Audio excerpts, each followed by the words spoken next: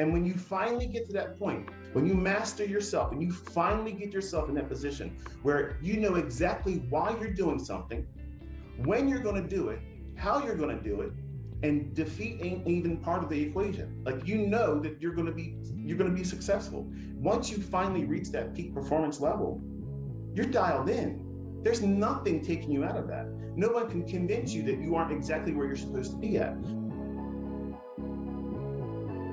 When it comes to legalized bank robbing, I'm the best. I'm going long in this breaker here. I'll take that. Going long in the order block. Make sure to take a partial here.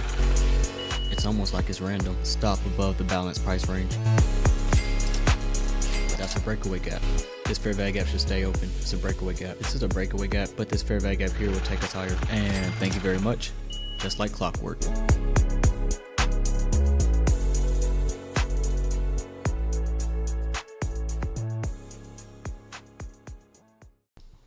Yo, good morning. Happy Monday. We back. New week, fresh week. Back like we never left. Here we go. Who we got? Roll call. Isolated one. Hefe, Virgo Trader. Akmal, Jeremy. What's going on? Arash, Richie, Tim. Who else? Who else we got in here? Aliyah Mode. I can't say that name. I apologize. Lashia, Scott, Lima, Deborah. What's up, Deborah? Tahir. Good morning, good morning, good morning. Good morning, good morning. We do have news today. My weekend was good, Jordan. My weekend was good. Can't complain. Was a little sick, a little under the weather, but doing a little bit better now. Shout out to my lady helping me get right, making sure I'm good. Good morning, good morning. Gulf Coast, Bama. What's up, David? I'm feeling good. I'm feeling a lot better. I got some tea next to me, and ready to rock, ready to roll. Still a little stuffy, but we're gonna be all right. Jeremy, what's going on? Jake, Butch, Mila. Good morning, good morning, good morning. We're gonna have fun, a little bit of fun today. We're gonna go till about, depending on the price action that we get, we may go till about 12 New York time. So we're gonna be here for a while. Tape reading, obviously. And speaking of tape reading, that reminds me, because I know I'm gonna get a whole bunch of questions throughout the stream. Good morning, Steven, Stefan, Ryan, Andreas. Good morning, good morning. 3 p.m. Where you at? Good morning from Rio de Janeiro. I don't know what that is. Good morning, good morning. Before we get started, make sure to like the live stream if you haven't already. Send it to a friend, a family member, one of your trading buddies. All right, you're going to learn something in the stream. We're going to have a little bit of fun in here. And if you have a feeling that you're going to have a great stream, that we're going to have a great stream, send it to someone. Like, subscribe if you haven't already. Okay, it helps me get out there. Sharing, liking helps the algorithm push the channel out there, push the live stream out there. So if you're in here and you're supporting, please send it to a friend of yours. And we're going to have some fun today. How's your Thanksgiving weekend? It was good. It was good. Productive. Got some work done. Apartments coming together. Got a couch, got a TV, a nice TV stand. Office is coming together a little bit. Still got some work to do. Spent some time with friends, family, this lady. So it's going good. Can't complain. Can't complain. How's your Thanksgiving weekend, Steven or Stefan? What's up, Tim? Thanksgiving was good. Thanksgiving was good. Hopefully y'all had a great Thanksgiving. A lot of food. I had maybe, I don't know, 3-4 plates. 3 or 4 plates this Thanksgiving. And I was taking it light this year. Wasn't trying to go crazy or nothing. A modest 3-4 plates. I told the stream last week if I don't gain at least 10 pounds for Thanksgiving, then I failed. I don't think I hit my mark, but it's okay. I was trying to be modest, let everybody eat, you know what I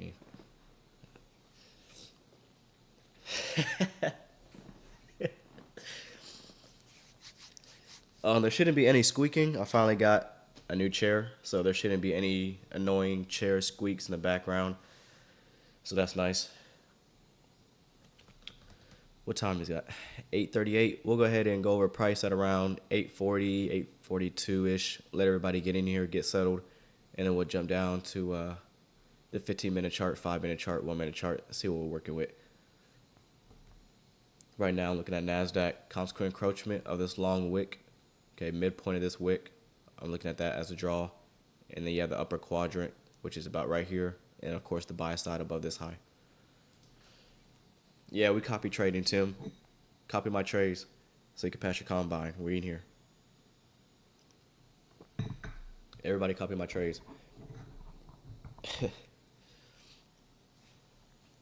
That's the whole point of the Discord.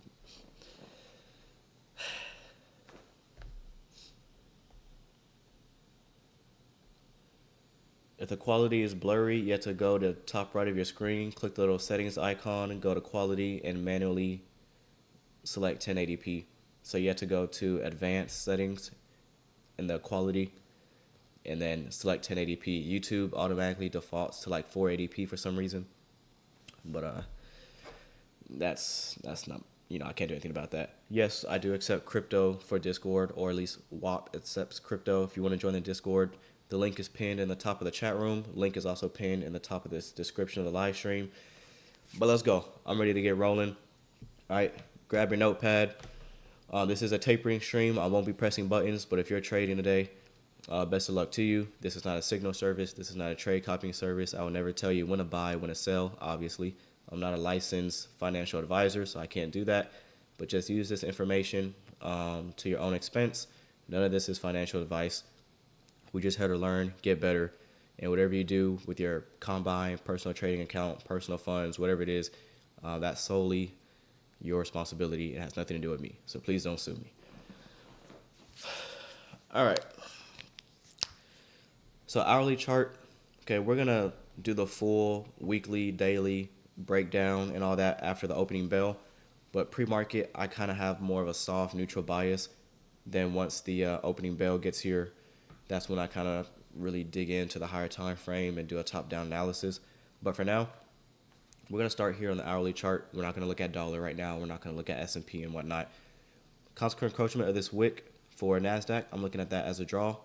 Okay, upper quadrant in the buy side. Fair value gap, likely to form in the next 18 minutes or so. I would treat this as a breakaway gap. We have this consolidation. Okay, market's not going up. It's not going down. It's kind of just hanging around. Going sideways, and then we get this displacement, massive push higher. If we form a fair value gap with this candle's close, I would want to see majority, okay, or at least the lower half of this inefficiency stay open on the hourly chart. Obviously, that could change with the opening bell, but for now, okay, that's what I'm rolling with. Drop down to a 15-minute chart. Breakaway gap on the 15-minute, consolidation, sideways, all right. Displacement, fair value gap. We trade down, can't trade to it. This candle opens, trades down, can't trade to it. We start to leave, fair value gap here, coupled with a down close candle. I'm watching to see if this can take us higher into the consequent encroachment midpoint of that wick that we saw on the hourly chart. 5-minute. Okay, got a couple of imbalances in here. It's cleaner on a 10-minute chart. It combines both of those 5-minute inefficiencies. So you have a fair value gap, order block, buy side above this high, and I want to see if we could tag consequent encroachment of that wick on the hourly. Let's go to a 1-minute chart. And before we do that, let's go ahead and outline this 5-minute inefficiency, and we'll keep that on the lower time frame.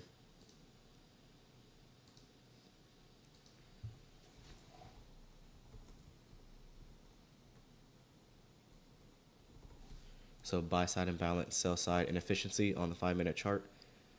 Transposing that down into the 1-minute chart. I'm watching this fair value gap here coupled with this down close candle as a bullish order block.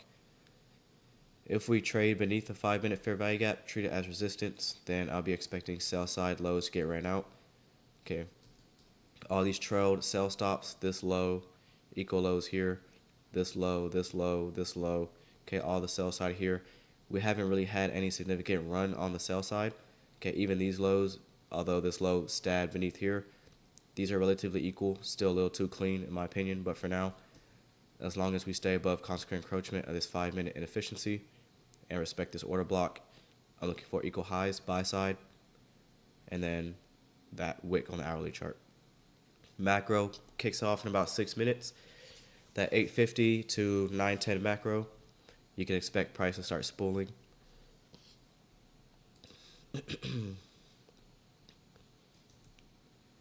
Right there. 850, 910. Okay, that's your pre-market macro.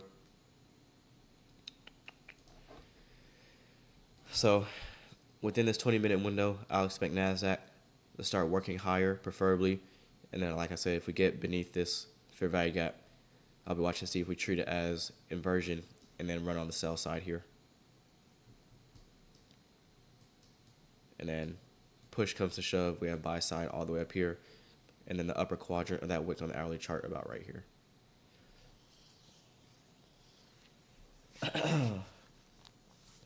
Tim, you a fool. He's on a 10-minute chart. He doesn't know what he's doing.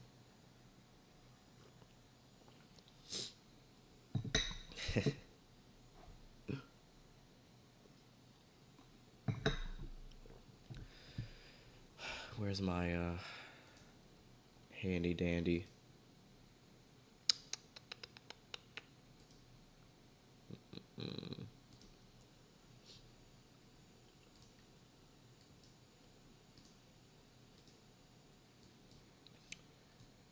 That right there.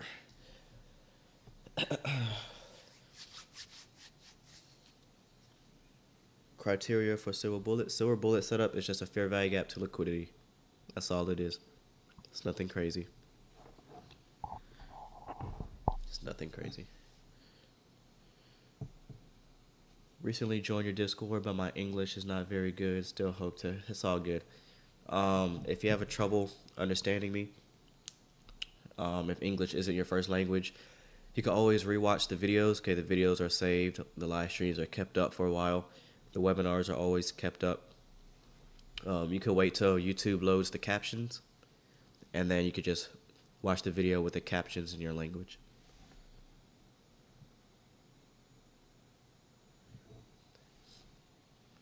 I mean, price is fractal. It doesn't matter if you're on a 5-minute chart, 6-minute chart, 7-minute chart, 9-minute chart. Like, it's just common sense. If you have a fair value gap here on the 5-minute chart and you have two of them, well, instead of just, breaking that down, you could just go to a 10-minute chart and it combines both of them. It's just not cleaner than looking at a 5-minute chart. 5-minute, 15-minute aren't the only time intervals. This inefficiency coupled with the down close candle is way cleaner than this. But for the sake of simplicity, we'll just look at this 5-minute inefficiency. And then these two down close candles is one order block. I actually want to highlight that. Two down close candles, the opening price all the way to the high is your most sensitive price point. I'm watching to see if there's support.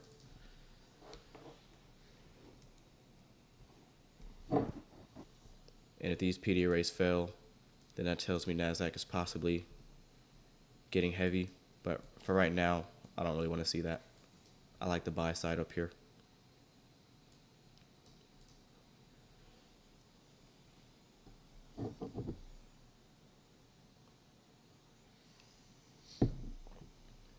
WAP has no, actually, the crypto payment option for WAP is only available for like the one-time payment. So when there is like a lifetime option, a one-time lifetime purchase, like WAP accepted crypto, or like the general access $25 one-time payment, it accepts crypto. But for like the monthly subscriptions for full access, I forgot it doesn't accept crypto. That's my bad. It doesn't accept crypto. I can't change it. I can't do anything about it. It's just, that's just how they're set up.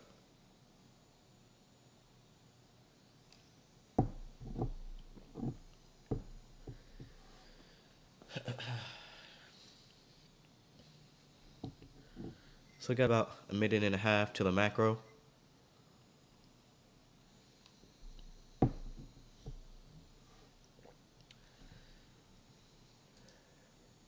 Taking a quick look, Dow and S&P is kind of nasty looking, especially the Dow. Take a quick glance at it. Here's S&P breaking lower just a little bit. Or was that S&P? Oh, that was the micro. S&P, Dow, really not doing anything too exciting.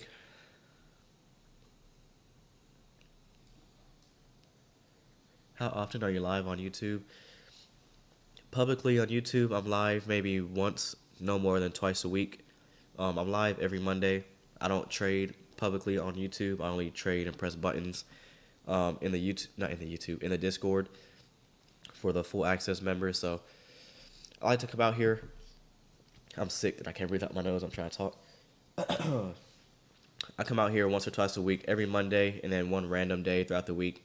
Most times it's like a Friday or something. And I'll do a random tape reading stream or just something of that sort. But as far as pressing buttons, seeing my entries, executing live, I only do that for the full access members in the Discord. And then I share the footage after on my YouTube channel when it's all said and done. But I live trade Tuesday through Friday. And I do a tape reading stream, no button pressing, every Monday. I don't trade Mondays. Hey, somebody kicked Tim out the chat. It was worse. It was worse. Like I've been blowing my nose like every 5 minutes. It's irritating, but it is what it is.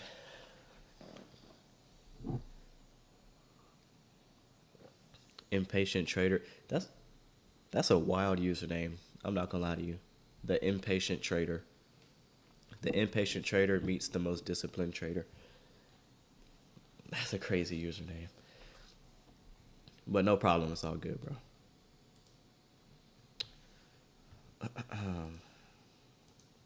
I feel like I need to get a little read on sentiment real quick. So let's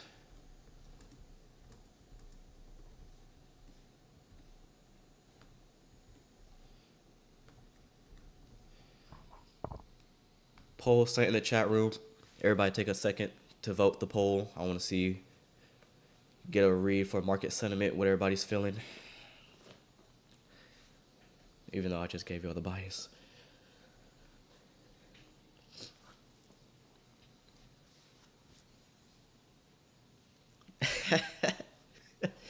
Jason.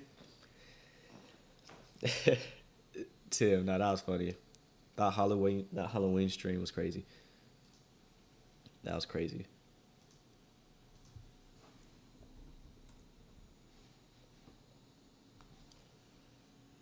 So NASDAQ displacing higher a little bit off of that order block.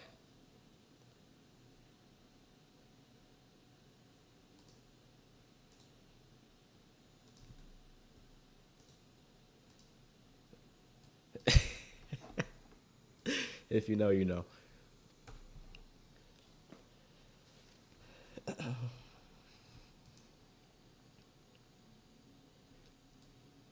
Beautiful NASDAQ tapping the low, that 5-minute order block, which is actually the opening price. So if we go back, draw this out. These 2 consecutive down close candles, that's 1 bullish order block. We trade down all the way to the opening price. That's the most sensitive price point because we talked about this wick that makes up the order block. Now I'm watching to see if we want to reach for the buy side above this high. Consequent encroachment of this wick. But I'm really looking at that hourly objective up here.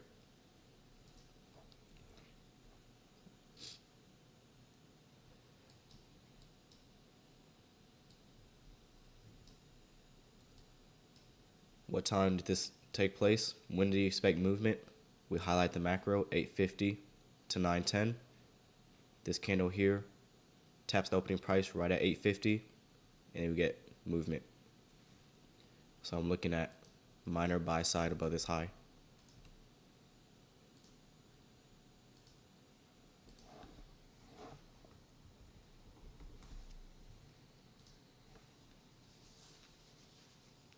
David ICT.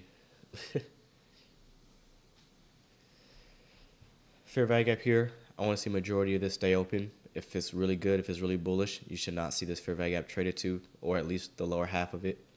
Okay. If we don't trade to it at all, that tells me that you're really on side, price is really bullish, and you're likely to see buy side, consequent encroachment of this wick. So watch and see if we can leave this inefficiency open. Okay, who's spamming in the chat?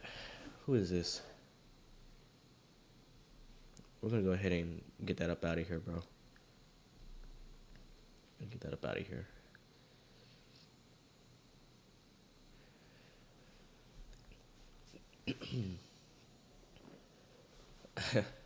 Like, I'm reading the chat. I can see y'all's questions. You don't gotta spam.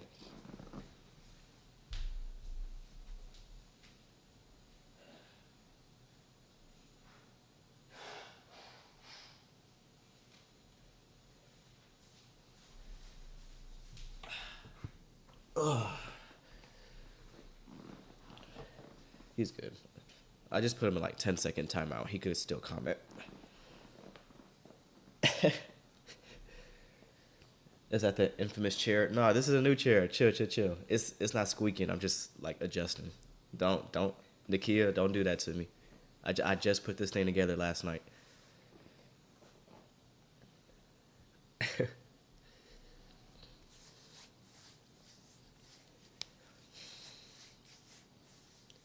Yeah, we moving up. We getting there. We don't have the falling apart, squeaky Kai Sonat chair.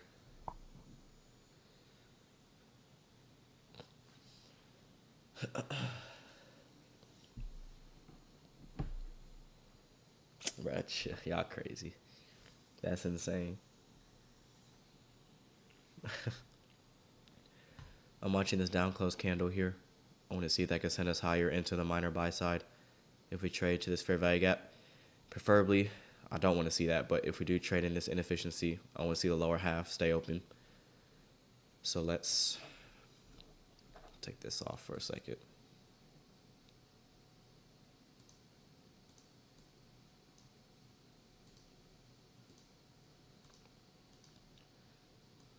So I'm watching cost encroachment and below. If it's really good, it shouldn't trade down there like we just did right there. That's telling me that NASDAQ isn't as bullish as I would like. And if we take out this low, really problematic. What's up, Vincenzo? Philip, let's get it.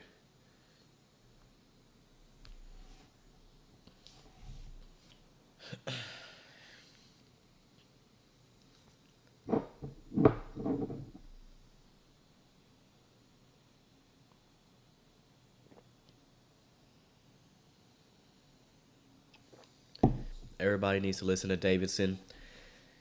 #1 Discord in the trading community. I don't care what nobody says. It's the best Discord. It's not toxic. Everybody in there is just trying to get better. The resources in there for full access is worth the price, is worth the investment in yourself. I'm active in there. I'm always chatting it up in the Discord. Other people can vouch for me when I say it's one of the best communities out there. No funny business going on. Full transparency. It's everything you can ask for in a Discord trading community, if you ask me. All 5-star reviews. Not one complaint. Not watch me get one because I said that, but the results speak for themselves. How long you staying on this one? I plan on being here for a while. I think we're gonna stay until 12 o'clock. I don't have anywhere to be. I don't have any plans today, really. So as long as NASDAQ's moving and we're getting decent price action, I can stay on here all morning up until the lunch hour.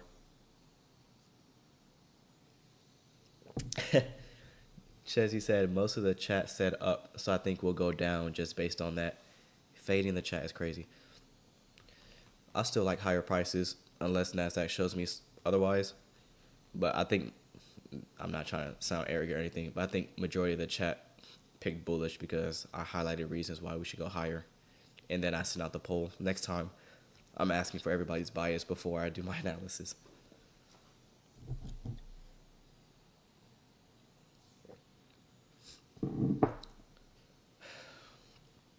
It's almost like it's random right there. Bodies unwilling to close past consequent encroachment of that fair value gap. Sell side looking clean. I'm not looking at sell side right now. Not right now.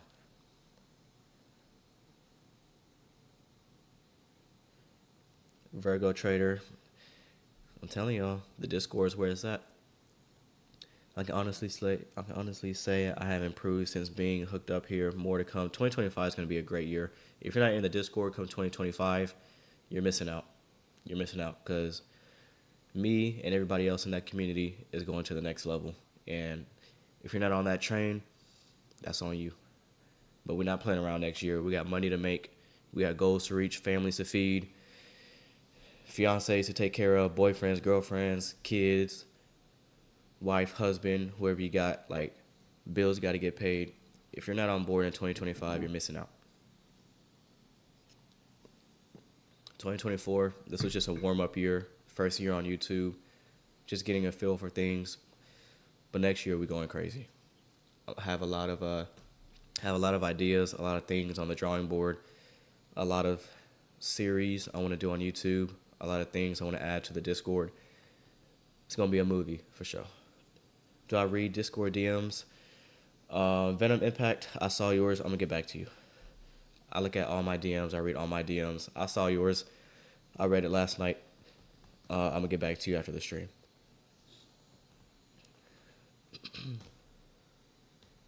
First year, 11,000 subs. Super grateful. It's crazy. Super grateful. 100,000 subs by 2030. I think it's possible. All right, so we have here a propulsion block. These two down close candles here is one bullish order block. An order block inside of an order block is a propulsion block. Okay, that acts as an accelerator, and almost like it's random, we open, trade down, hit the opening price. There's your minor buy side, just like we called it. Buy side above this high, obviously, and that consequent encroachment of the wick on the hourly chart. I had that on the screen since the beginning of the stream. That's the draw. When do we expect movement? When do we expect price to start working higher? 850 to 910 macro. For super small scalpers, fair value gap, targeting buy side, that's your setup. That's your bread and butter setup using the pre-market macro. What was I going to do? All right, so I said, whoops, my bad. I said earlier, it's better if NASDAQ doesn't trade to this fair value gap. That's what I would have liked to see. Okay, we trade through it with the wick, that's fine. The body's unwilling to close past midpoint. Okay, we're trading to the order block, and we have a small volume imbalance. So even though we completely overlap this fair value gap, the candles closing and opening above consequent encroachment tells me that the trade idea is still good. Okay, nothing wrong with trading to the bullish order block. Man, I love this stuff. You gotta love Mondays. Love coming on here.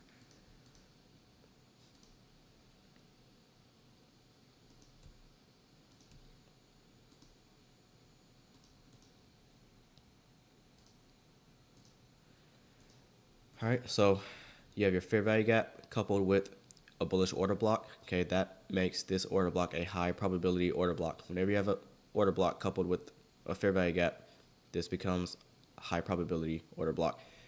These two down close candles is also an order block, but because we're digging into this primary order block here, this becomes a propulsion block. So propulsion block is just a different variety of an order block.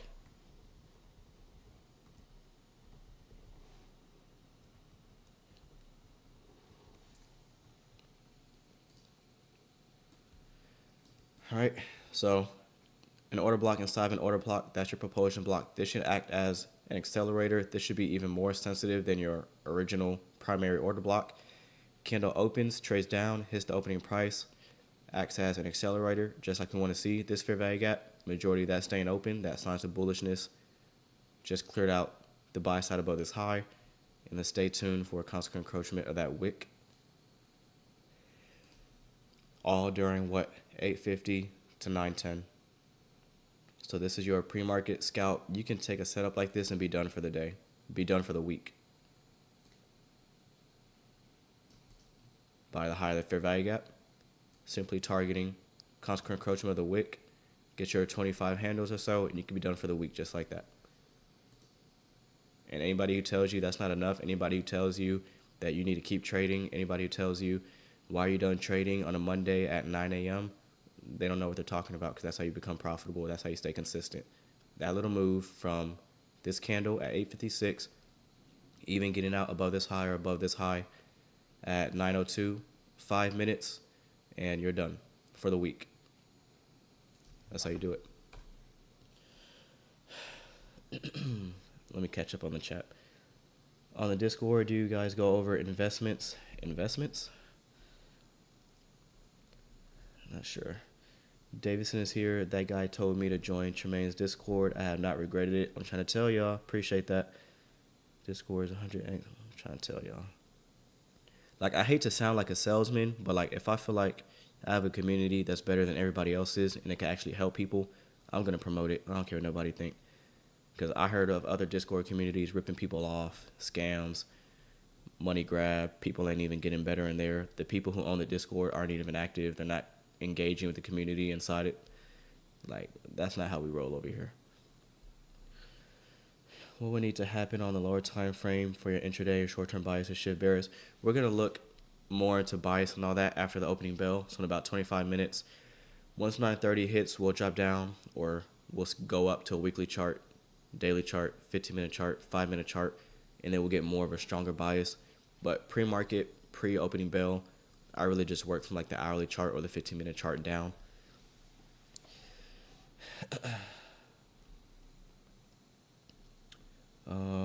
How's your performance last November? November was rough for me. It wasn't rough. October was my roughest month. October for me was garbage. Like October, at least for the morning session, Asia was really carrying me in October. Like Asia was where I would lose in the morning session and get it back in Asia, lose in the morning, lose next morning, get it back in Asia. So my morning sessions in October was garbage. Like October was my worst month out of this year. November, what were we, like 2 weeks, 3 weeks in November? Or sorry, December. I'm tripping. November was better than October. I lowered my trade frequency a little bit. We had holidays and obviously whatnot. But as far as October, trash. November, better. December, well, I'm only trading until December 13th, but I like how price action's been looking. Stock investments, nah, we don't do that. Best $100 investment. Yeah, Jimmy got in for the steal. What does done for the week look like for you? For me, once I hit 2.5 to 3% a week, I'm done. There's your constant encroachment of the wick on the hourly chart. Now that we tag that, I'm watching to see if NASDAQ has, and here's your hourly fair value gap we talked about. You don't want to see that traded too. That's a breakaway gap, leaving this consolidation.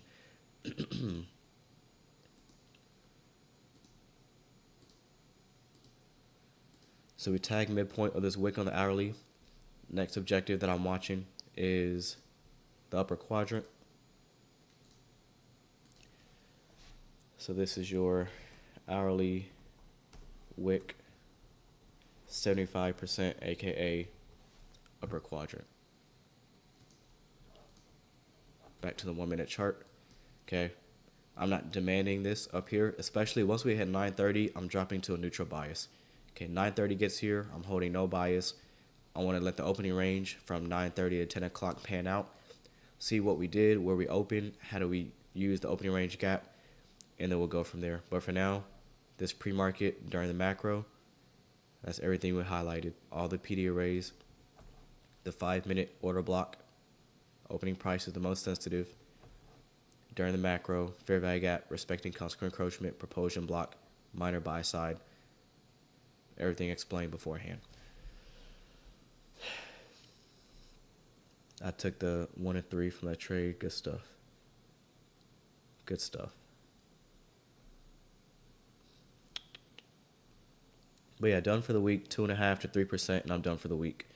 I can make that in one trade. Like, I don't trade Monday, so how we normally do it in the Discord is I trade my live account. And let's say I don't trade Monday, so Tuesday I'm trading in the Discord.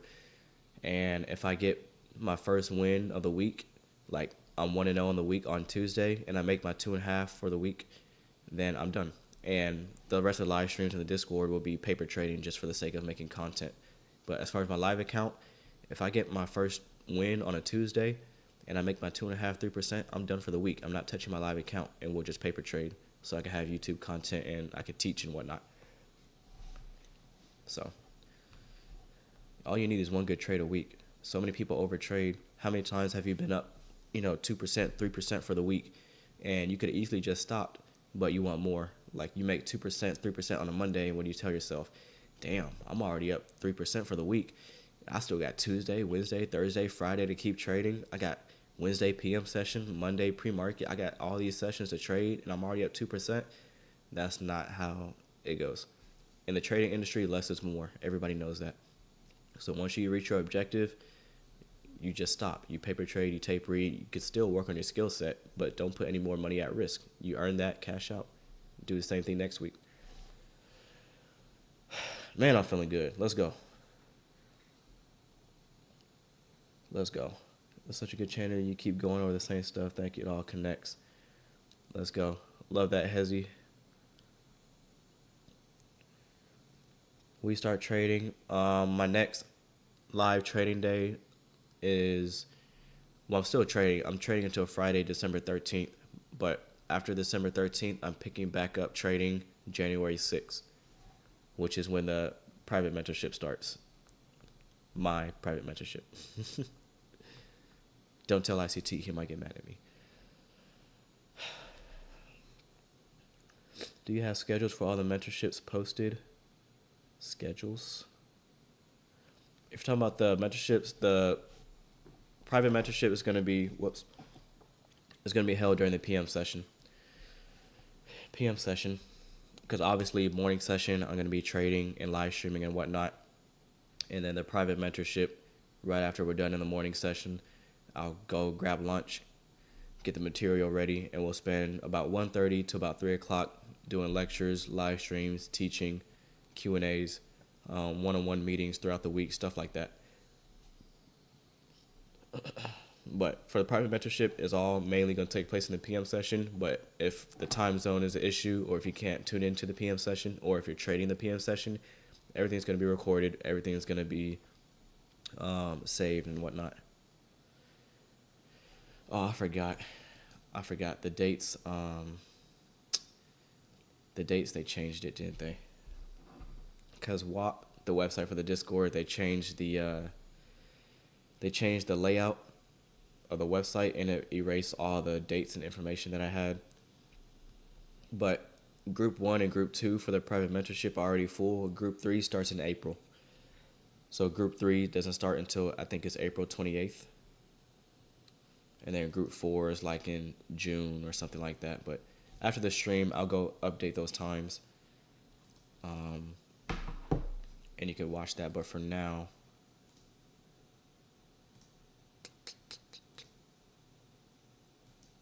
let's see.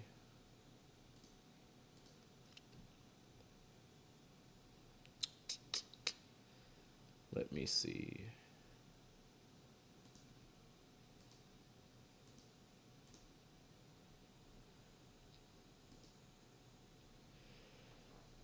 For now, I'm going to send in the chat room a link to more information about the private mentorship.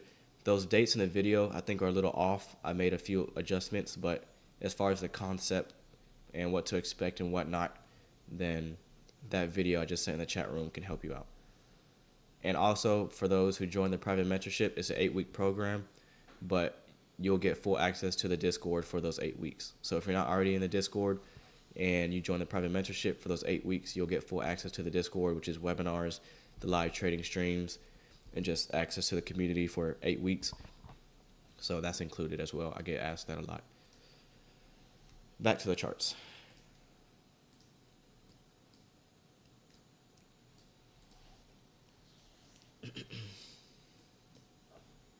It's a beautiful bread and butter setup. Just textbook.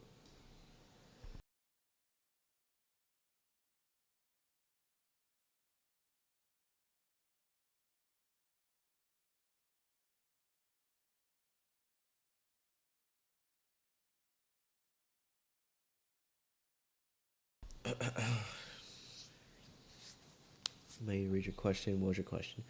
Explain order block and breaker and the difference. That's funny you asked. Stephen, the difference between order blocks and breakers.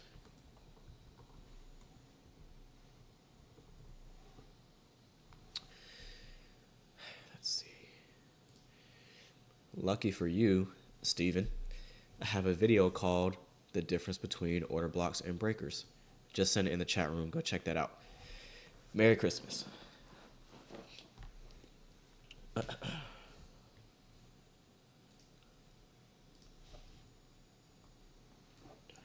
So we have about 15 minutes to the opening bell. I want to see if NASDAQ can reach for this wick, the upper quadrant of the wick on the hourly chart within the next 15 minutes. If we fail to tag this level by 9:30, then I'm just going to drop to a neutral bias again. Once 9:30 gets here, I drop my bias. I'm not bullish. I'm not bearish. I like to submit myself to the first 30 minutes. I want to see what the opening range does. And then when 10 o'clock gets here, I like to pick back up where we left off, form a bias, get targets and whatnot. But for the next 15 minutes before the opening bell, I'm still looking at this objective up here. What do you provide in the private mentorship? All the private mentorship is a whole different ball. Like private mentorship is like, it's a whole different ball game. It's gonna be hands-on. Like we hitting the ground running. 8 weeks of just personal development, one-on-one meetings, personal sessions. It's real focused. Just me, you, and the charts. That's what the private mentorship is. I'm only taking like 10 people per group. It's real small. It's real personal. I'm going to be checking in on you. I'm going to be giving you assignments based on your needs. We're going to work on building your model. It's just hands-on, 8 weeks. What do we have to do to make sure you get to the next level? That's all it is. Yep, one-on-one, Zoom calls, all that. All of that. I'm telling you, next year, we're taking people to the next level. We're not playing around. Like, we're not, like... And I'm so freaking excited. Pricing, all that, it's in the video, but it is $1,000. It is $1,000, and that includes Discord access for 8 weeks while you're in it. I tried to set up installments and all that, but they couldn't work with me. I tried to set up like where you could do monthly payments, but they said no. And I tried, I pleaded, but they said they can't do it for me. So it is what it is.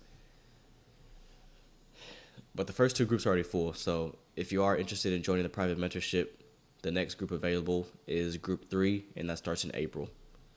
But the January group and like the February, March group, those are already filled up. How long you been trading for? Going on 5 years, which is crazy because I'm only 23. Yeah, going on 5 years now. I've been using ICT concepts since January 2023. That's when I really started studying his material. But as far as trading Forex, I used to trade Forex, supply and demand, basic retail stuff. But started using ICT concepts in January 2023. Just went crazy with it. And the rest is history.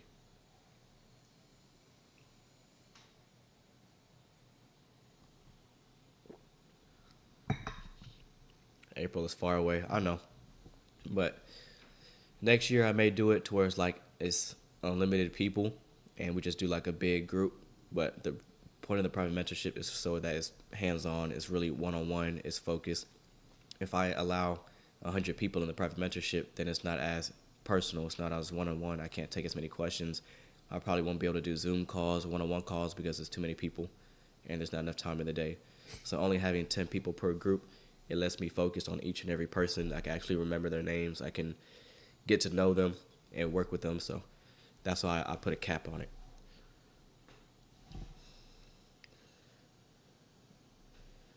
What do you think is the best way to get rid of the fear of entering? I see my setup. If you're still fearful of getting into trades, then you're just not ready to get into trades. Either that or you're risking too much or you just don't know what you're doing yet, which is fine. You got to keep studying, keep paper trading, keep back testing.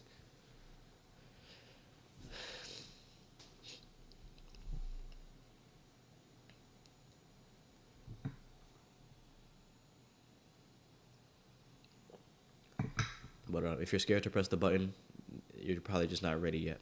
And there's nothing wrong with that. You got to get over that fear. Like trading, you should feel numb.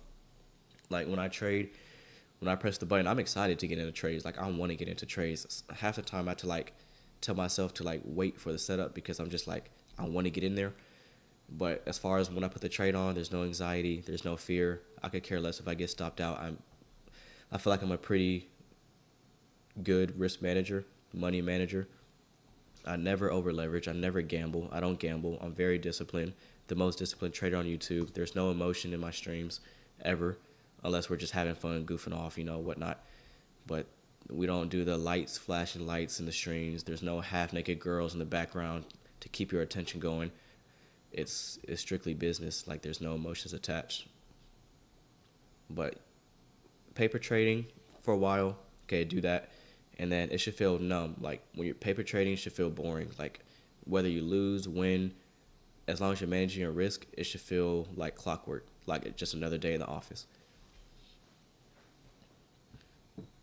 It's like if you play sports, like I'm a basketball fan, live trading or trading a combine even. All right, I'm using basketball analogy. That's like the NBA finals. That's like football. That's like the Super Bowl. Like if you're jumping straight to a live account, trading straight, or you're jumping straight to like a prop firm challenge, you're going straight to the Super Bowl. You done skip the whole regular season. You done skip the whole regular season. You skipped the preseason workouts. You skipped the gym sessions. You didn't get your body right. You didn't get your diet right. You never hit the gym. But yet you want to jump straight to the Super Bowl, straight to the NBA Finals, and win the championship, pat your combine or whatnot. It's not going to happen. So if you're scared to press the button, then that means you're in the NBA Finals and the lights are too bright for you right now because you're not prepared. That's all it means. You just got to get back in that gym, work on your game. And by that, I mean back test, paper trade, and whatnot. Chill. We don't talk about Miss Chang. We don't talk about Miss Chang no more. What if I'm James Harden? Hey. James Harden ain't been in the finals in a minute. I don't think that's a good example. I almost forgot that man existed. Favorite NBA team? Dallas and Rockets, obviously, because I'm in Texas. But the Suns are looking good, too. But I'm just an all-around basketball fan. Like, I watch everybody. I'm about to get NBA League Pass a little bit. And we're getting distracted. We got to lock in. Because once I get to talk about basketball, there ain't no stopping.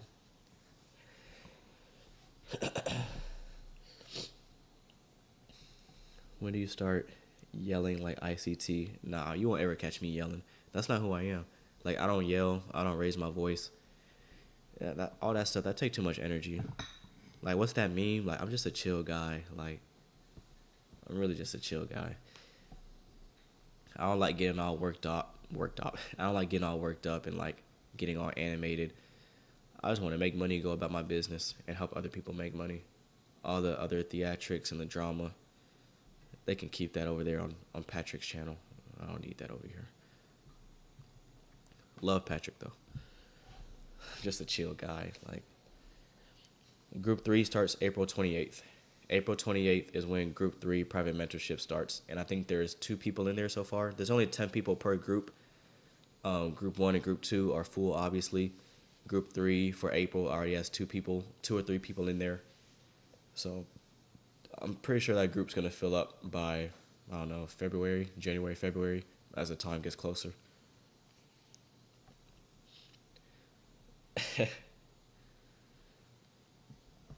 Yeah, that's why I don't clickbait my thumbnails.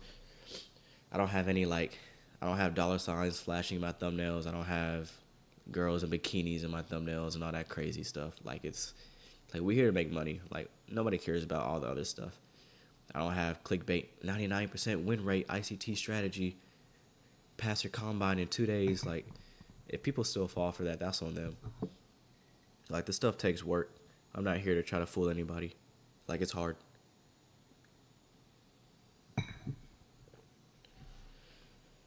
Does your mentorship involve the 2022 model? The mentorship is revolved around finding your own model, and I'm going to help you find your own model. Okay, what time frame do you like to trade? Do you know how you like to trade? Are you a scalper? Are you a swing trader? Okay, what's your PD array? Do you have a favorite PD array? Okay, let's work with that. You like the fair value gap? Let's work on finding fair value gaps. What's your time window? Okay, you trade London. Let's work on London. Let's focus on this hour during London. Okay, boom. What are you struggling with? Psychology? Here, do this. What are you struggling with in price action? Okay, here's some homework for you.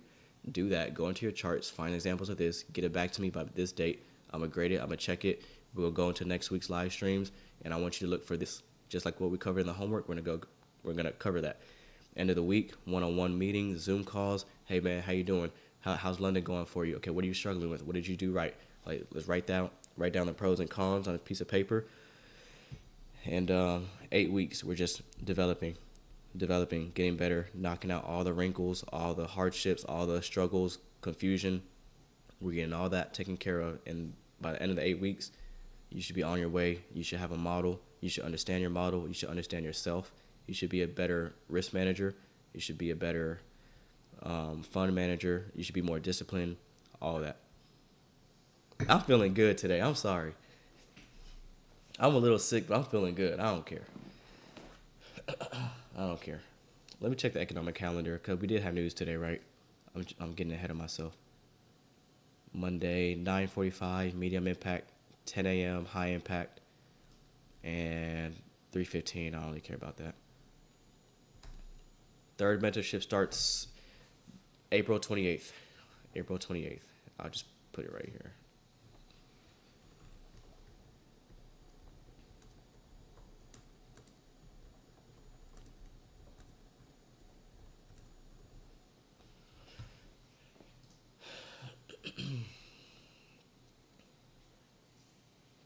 I'm feeling good. I love Mondays. I look like over the weekend, I kid you not, I look forward to streaming and coming out here publicly.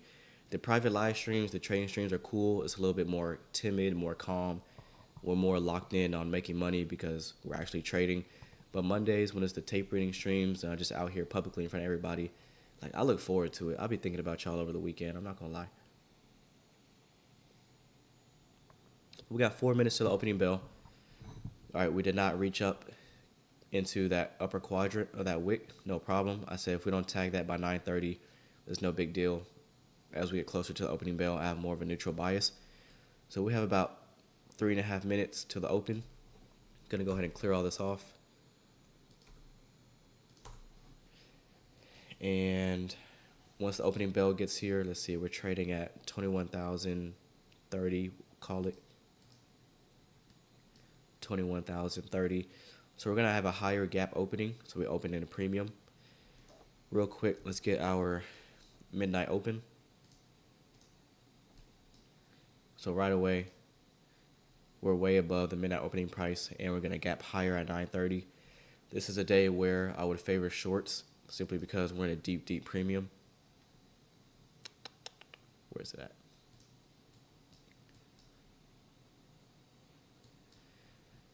But we're gonna sit here on a 5-minute chart until the opening bell. I want to see what we do at 9:30. You have that buy side above this high. I'll keep that on there. But for now, we'll stay on a 5-minute.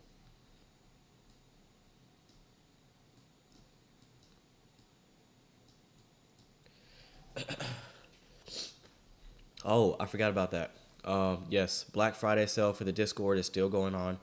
30% off the yearly option. Okay, I get a lot of questions. If it's for the monthly, it's not for the monthly option. But if you plan on being in the Discord with us all of 2025, now is the best chance to get in because I don't have it on here. Be prepared, Tremaine, doggone. But there is 30% off the yearly Discord access. Okay, 30% off your first year. So, Tremaine, you're such a salesman. Oh my goodness. This is cringe, isn't it? Yearly Discord access.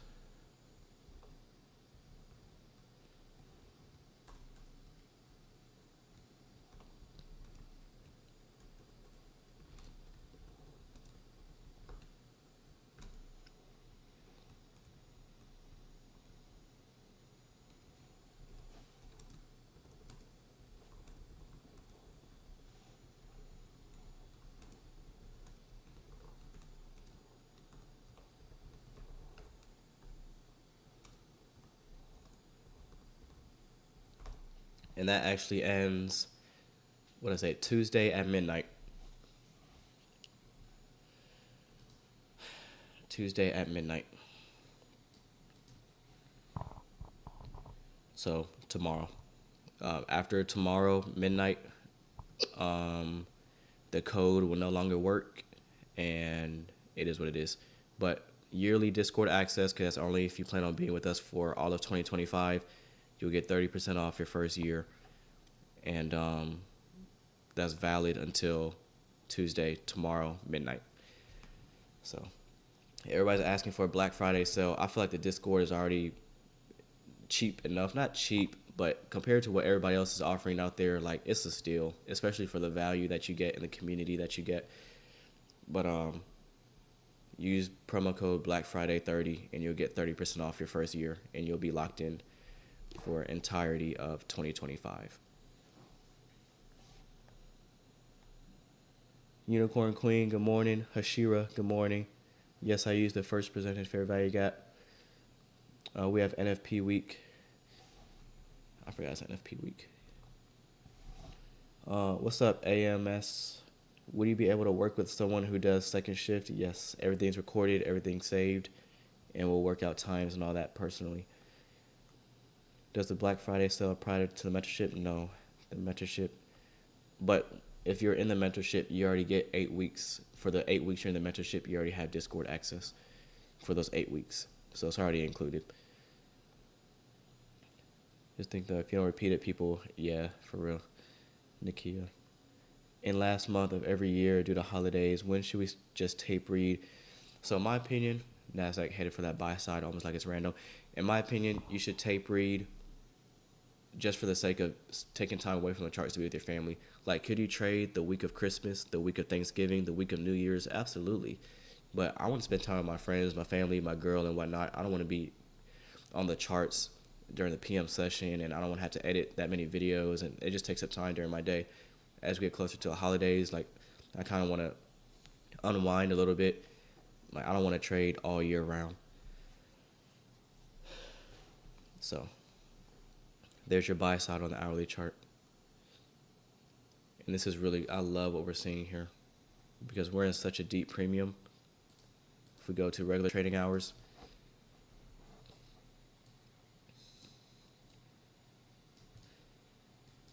where's the midnight opening price? All the way down here. So we're in a deep, deep premium, way above the midnight open. What's everybody doing at the opening bell? We open higher at a premium at 9:30, trade down a little bit, and we take off. Everybody and their mama, their auntie, their uncle, their niece, their brother, their sister, their cousin, their nephew, everybody's chasing this buy, going higher. That's a group that I don't want to be a part of.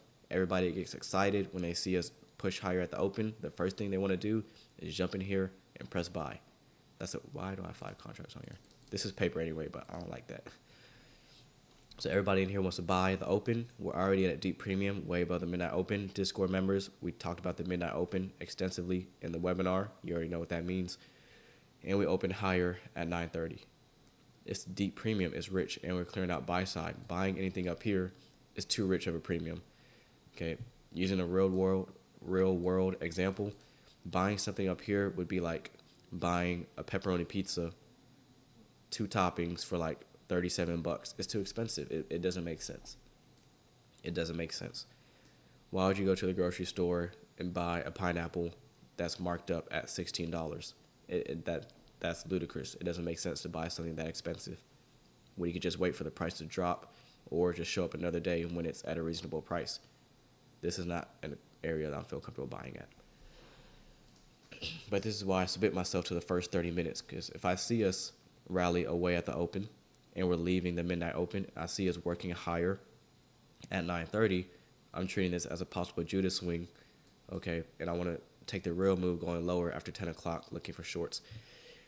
Now, could we just do something like this where it's just we open at 9:30, go higher, and it's just something like that? Absolutely. I just wouldn't be participating in that. If this is the case, I would rather be positioned down here somewhere to go long. I'm not trying to buy all the way up here. That's not something that I do. And I'm comfortable. I'm completely fine. I'm content with letting this move run without me because it's already at a deep, deep premium.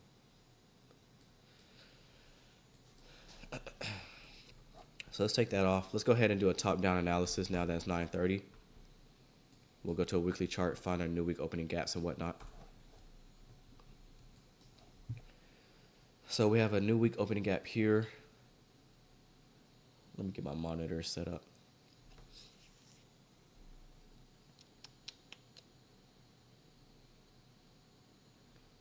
All right. Weekly chart, our nearest new week opening gap is our current one. And then we also have a new week opening gap up here. Let's go to a daily chart. Just cleared out the buy side above this high.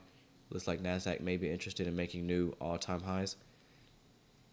This buy side imbalance, sell side inefficiency, excuse me, that makes up this balanced price range. We're trading near the high of that there.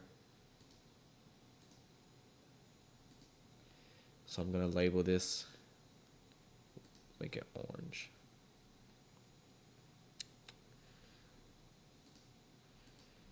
So balanced price range high.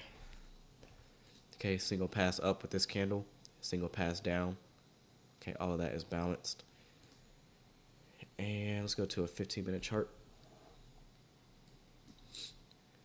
Just cleared out the buy side. We have buy side all throughout here. Okay, I'm not interested in chasing any of this going higher. It's already in the expansion phase of the move. Chasing this is just not ideal for me. 5-minute chart. 1-minute chart.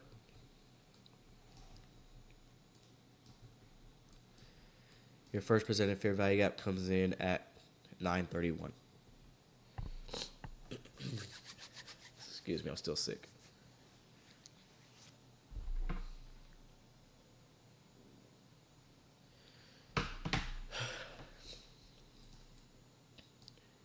You can't use a 930 candle. That's not your first fair value gap. It has to be this one. Your 931 candle has to form after 930, because if you go to your regular trading hours, okay, if you use a 930 candle, that's not a fair value gap because you don't have a candle to the left, which is why you have to use your 931 candle.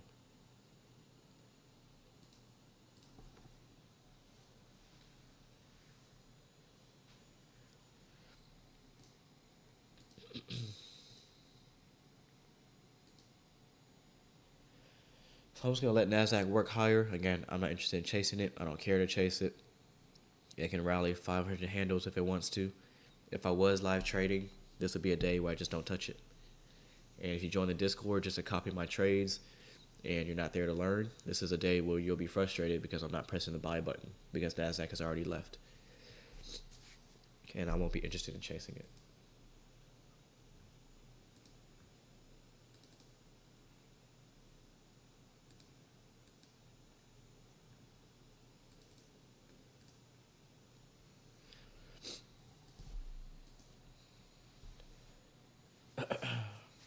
Alex, I'm doing good, man. I'm doing good.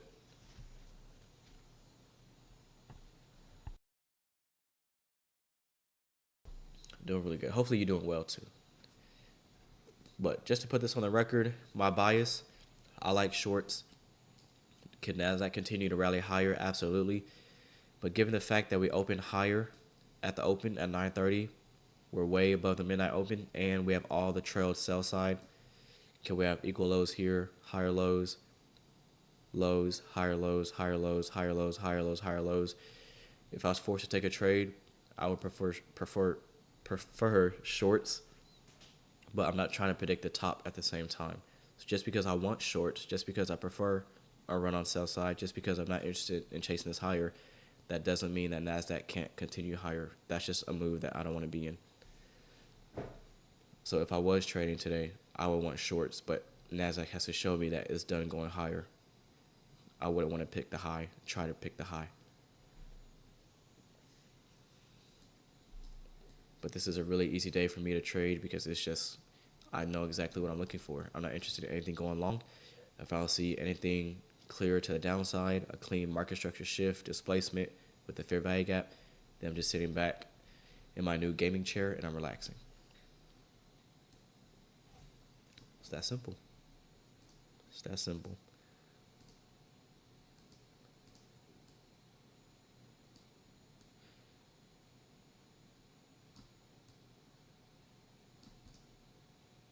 Trying to make this so somewhat appealing. All right, let's look at other markets. Oh, especially with the Dow looking like this. I just glanced at my monitor. Dow's already like, bro, I'm done going higher. So I gotta blow my nose. Oh my God. Like, I can't even breathe out my nose for real. Dow, I already said, I'm not trying to go higher. I'm done. Like, I'm out of there.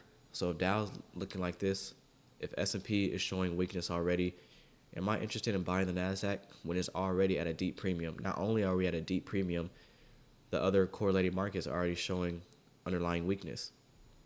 Look at the Dow. The Dow is like, hey, y'all got it. Like, I'm out of here.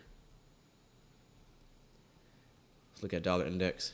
And then you have dollar index looking super bullish.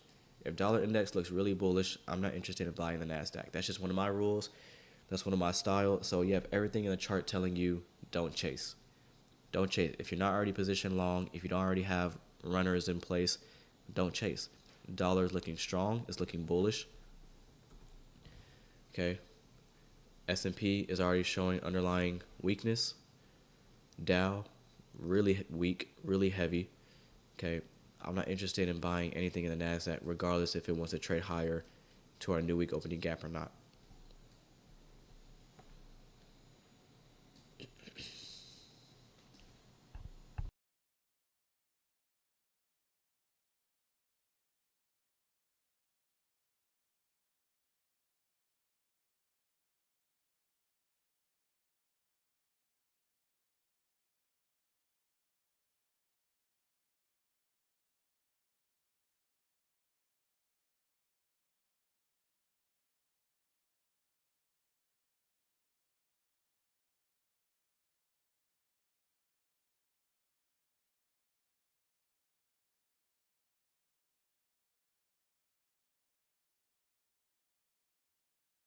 All right, I'm back.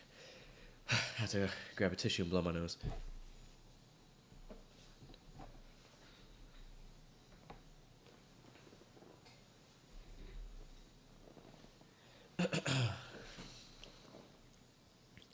My bias was short. What made price go up? ICT posted the video saying if we go up, the inverse for that, we have to see price go higher. My weekly bias is bullish, but I was expecting a bear. I don't know what ICT posted. I don't know. I don't know what you're referring to, but my advice: don't rely on ICT as bias. Just go with your own bias. Right now I'm sitting. I got the standing desk or whatever, but I'm comfortable sitting right now. When it gets to about like 2 hours in the stream, 2.5 hours, then I'll probably stand so I can get moving a little bit. So I like what NASDAQ's getting here. Let me zoom out to a higher time frame.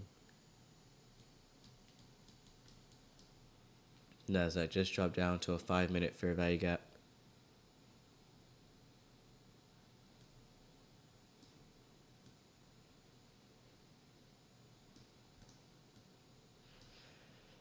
Again, you don't want to try to predict the top. You don't want to try to, force a short. NASDAQ really has to show me that it's done going higher for me to be convinced in lower prices. But right now, we're still in the opening range. We still have 17 minutes until 10 o'clock. So I'm letting the first 30 minutes do whatever it wants to do. And then after 10 o'clock, we'll see what we're working with.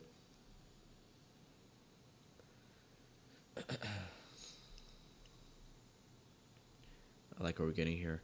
I like the idea of a fake bull flag. Okay, we talk about this a lot in instances like this. But retail, okay, a classic pattern is you get a displacement leg, consolidation, and then retail wants to see another displacement leg. That's your classic bull flag or whatever it's called pattern. Okay, they like seeing something like this. Whenever we're in a deep premium like this and we already opened higher at 930, this is when I expect these sort of patterns to fail. I don't want to see that send us higher. I like to just see us completely take out that low and run over all the bull flag traders, because everybody, besides people who trade ICT concepts, everybody's looking at this as displacement, consolidation. We're going higher. Okay, not saying that can't happen, but we're in a deep, deep premium. I'm always looking for something like this to take place where we just consolidate and we give up the ghost and just go lower. Or we do something like this, where we consolidate, we stab above this high, clear out the buy side first, and then we just drop. This is something that I like to look for. Whenever we're consolidating after displacement and we're in a deep premium, I'm looking for something like this to take place.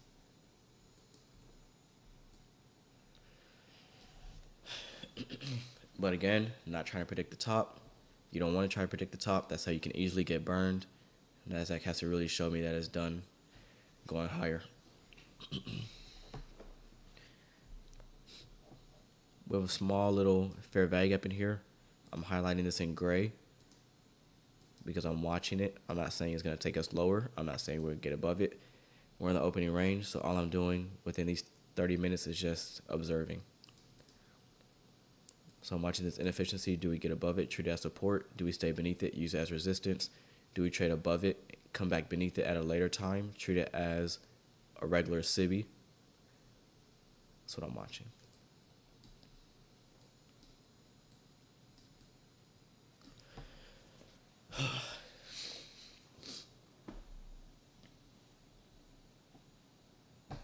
$9.45, 10 a.m. noon. How do you use it on other days?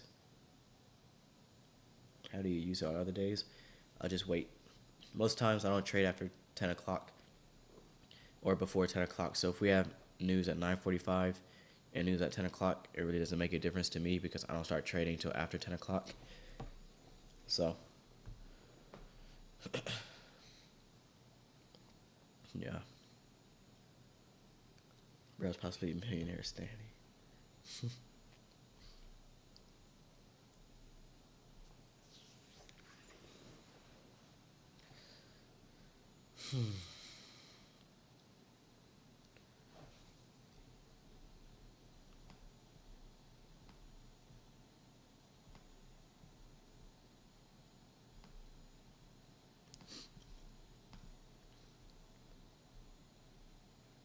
I'm looking at Dow, S&P on my my second screen.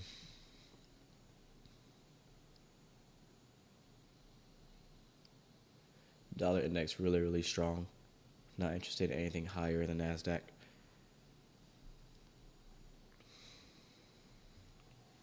Are you going to trade the 10 o'clock to 11 o'clock silver bullet hour? That's mainly what I trade. I'm not trading here on YouTube, obviously, from the message you see here. I don't trade on YouTube in front of everybody. I only do it privately, but that's mainly the time window that I take a trade, between 10 o'clock and 11 o'clock. We go until about 11:30, but most times my entry comes between that hour.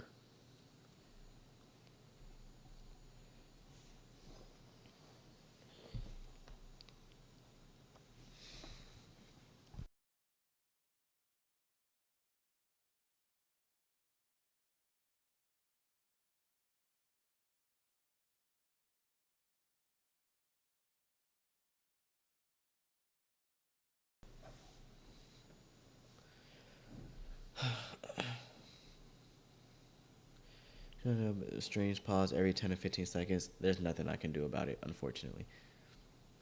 If the stream's pausing, I have my Ethernet cord plugged in. Not sure.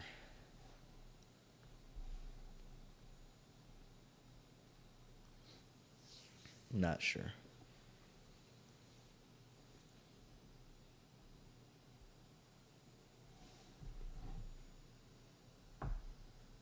But I have the stream pulled up on my iPad right next to me so I can kind of watch it, make sure everything's going smooth. So far, it's been doing good. I haven't seen any problems with it. But I haven't been watching it like closely like that. But I'm watching the stream on my iPad. It's not lagging. There's like, let me see. There's like a 3-4 second delay, which is pretty average. It looks decent.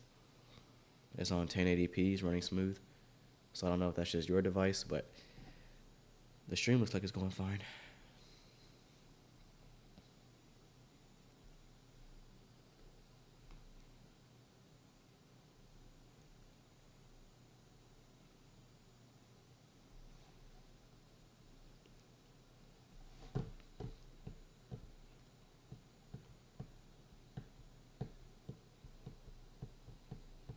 That's a mixed market. Dow's not interested in going higher right now.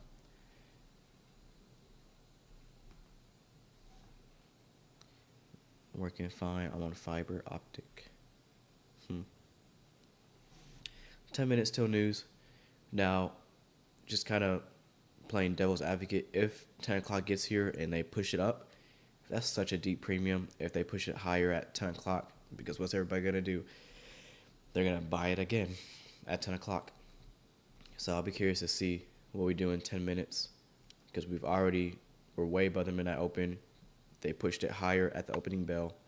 And if we get to 10 o'clock and they push it higher again, everybody's going to chase that, which is fine. That's just not how I trade.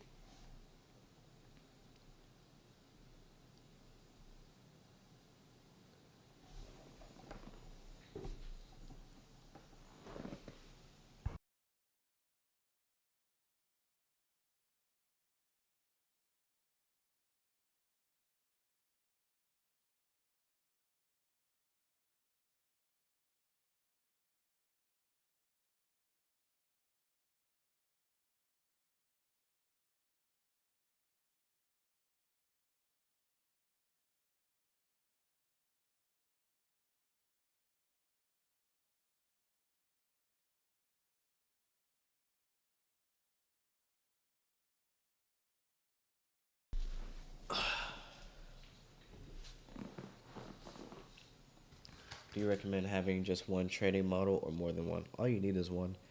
But people ask me all the time, what's your model? What's your model? I'll tell them I don't really have a model. I just trade price action. I just trade price action during a specific time window during the day, and I target buy side, sell side, new week opening gap, fair value gaps. Like, it's, you know what I mean? I feel like just trading price action, what you see in the chart, is better than having a model. But when you're first starting out, you need a model because you need rules. You need a really defined, you need a really defined set of things that you're looking for before getting into a trade. But once you know a little bit more as far as what you're looking for and what to expect, then you can be a little bit more loose as far as using different PD arrays and whatnot.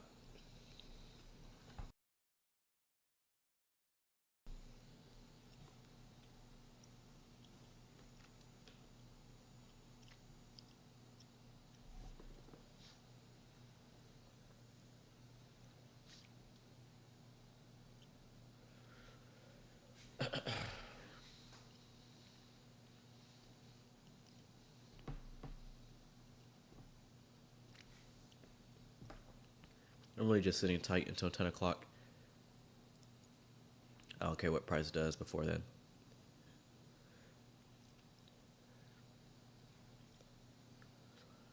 Sweep above 21.93 trade. True day open. I just gotta wait and see.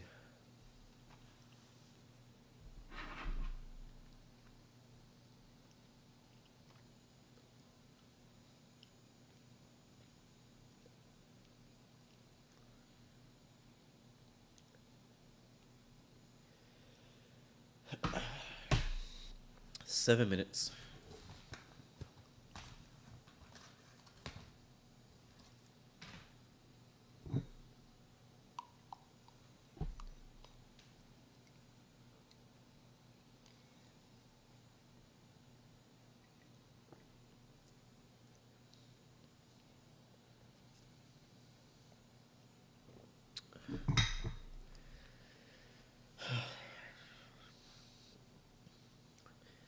If you have already subscribed to the channel, if you're new here, if this is your first time seeing me, watching me, for one, I'm glad to have you here.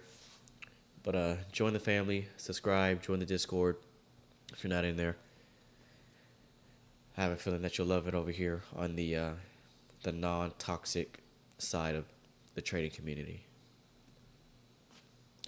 When will you be creating a day in the life vid? I'm doing one before the end of the year.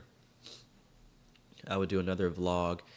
It's probably gonna be more of like a sit down video, like a end of the year recap, things I've learned, my experience going full time, that kind of video where I'm sitting down talking to the camera one-on-one. But there will be another vlog before the end of the year.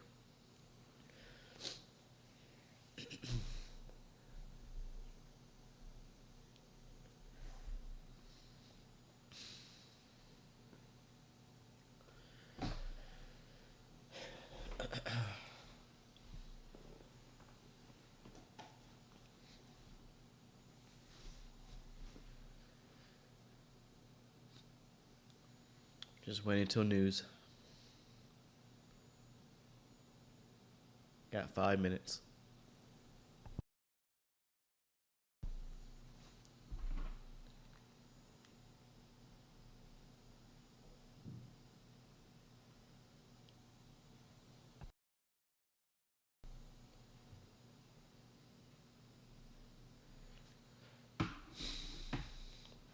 No, thanks. It's in too much of a deep premium. Back when I used to trade Forex and whatnot, I used to get tripped up buying fair value gaps like this, trying to buy things all the way up here, and NASDAQ would just run right over the top of me and then hit my stop loss, and it would be like, bro, what the heck? I was buying at an expensive price. That stuff happens. Discount, PD arrays fail, fair value gaps would fail, lows would get taken out, and then you'll see a continuation higher. Like, I used to get burned chasing price when it was this high, which is why I don't do that anymore. Best time to watch SMT whenever you're at key levels on the higher time frame. Dow, yeah, I'm looking at Dow. Dow is not interested in going higher at all. And eventually I'll be expecting NASDAQ and S&P to match that energy of the Dow to the downside. Here's the Dow. The Dow is like, I'm out of there. I don't know what NASDAQ and S&P are doing, but I don't want no part of it. I'm gone.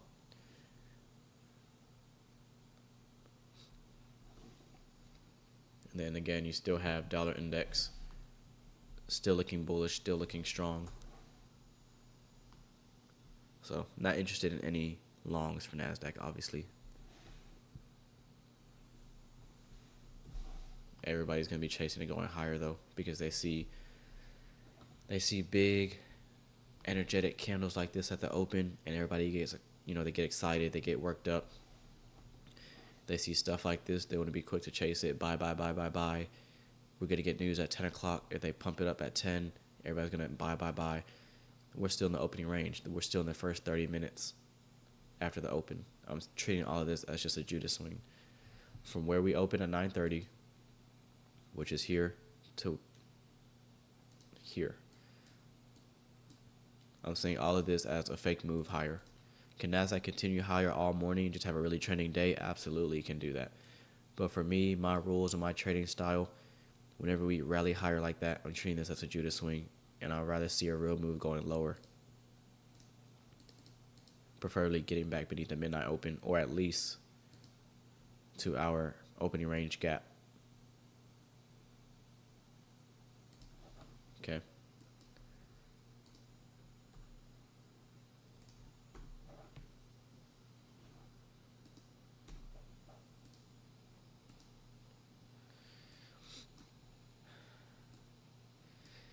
Stop trying to buy fair value gaps all the way up here. You're going to get burned. You're going to get burned. You're buying an apple for $47. But that's the equivalent to what you're doing. If you're trying to buy a fair value gap up here or anything up here, you're buying an apple for about $50. One Granny Smith apple. It's not worth it. It makes no sense to buy all the way up here. It's already elongated. It's already in the expansion phase. You missed it. If you're not positioned here or here or here, you missed it. In my opinion, everybody's trading style is different, but this is just how I interpret price. I don't like buying or chasing anything up here.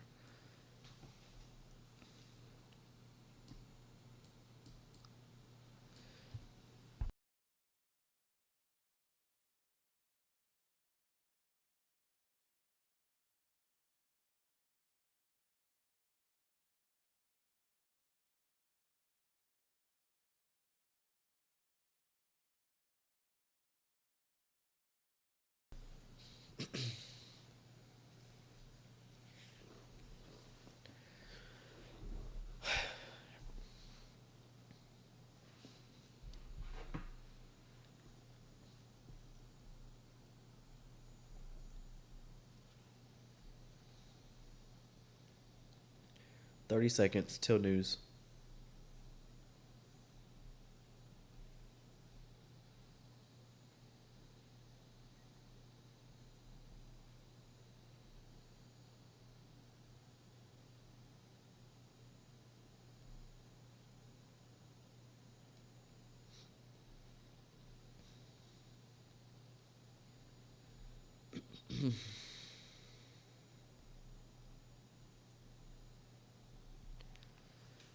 How do you set up sell here? You wait for something in the chart. It's 10 o'clock. Watch and see what they want to do as far as if they push it higher, work into a deeper premium. S&P is just looking nasty. Here's ES. We left relative equal lows down here.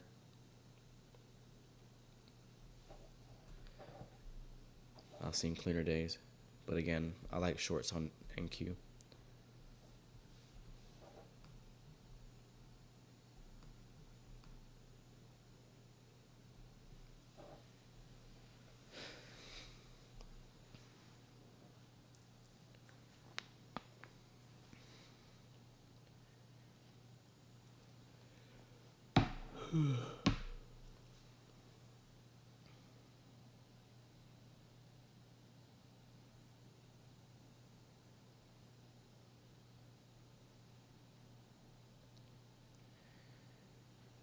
Small little three drives pattern.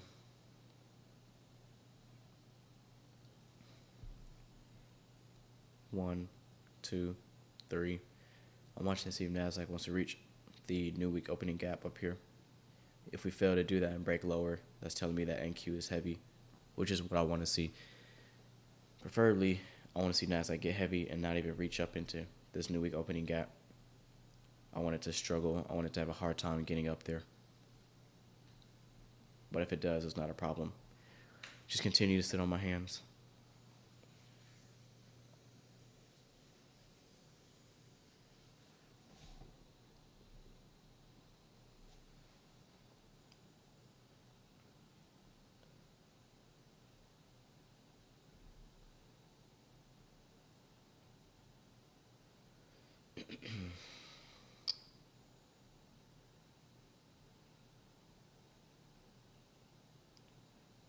When your weekly chart opening gap, do you consider last traded price or closing price? The difference between the closing price of the weekly candle and the opening price of the next weekly candle, that's your new week opening gap. So we formed a little fair value gap there. But this is when I want to see PD arrays fail. I don't care for that fair value gap that was formed on the 10 o'clock candle. Could it send us higher? Sure. But I want to see PD arrays fail. I want to see lows taken out. I don't want to see discount arrays that high, that much in a premium support price.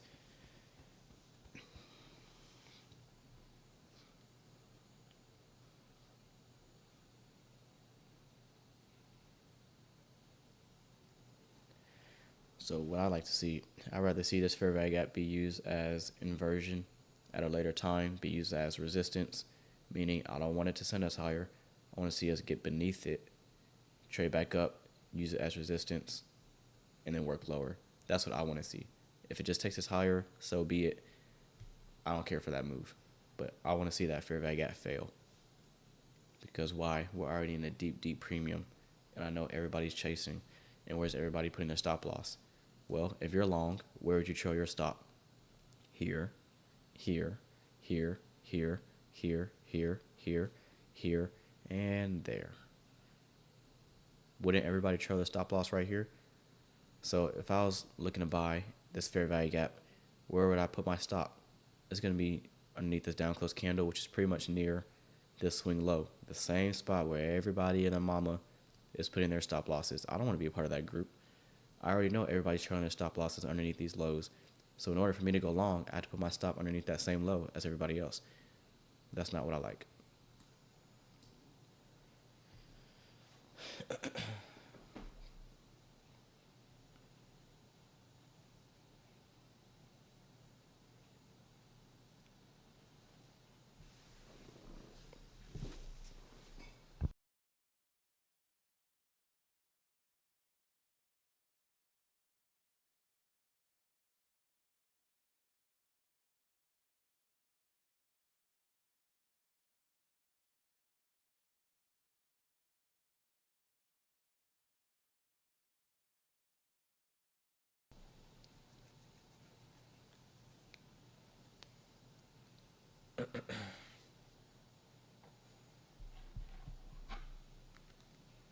We're in that macro, so while NASDAQ is slowing down a little bit, window I expect movement inside of this 950 to 1010 window. So we have 5 minutes left in the macro. I still want to see a little bit more displacement. Whether it's higher or lower makes me no different, but I do want to see NASDAQ start to move within the next 5 minutes of this macro. Dow is just still breaking lower. Like Dow is not interested in going higher at all. Really heavy. S&P looks garbage. Even gold looks nasty.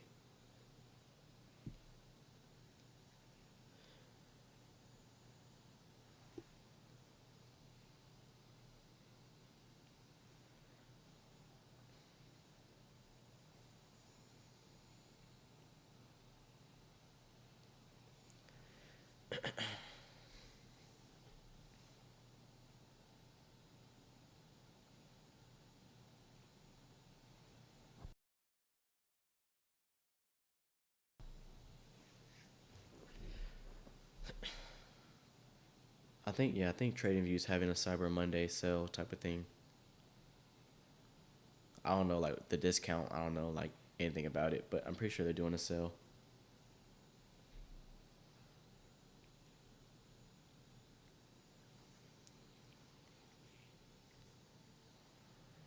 Oh, I forgot. I still have the poll up, don't I? I forgot to take that down.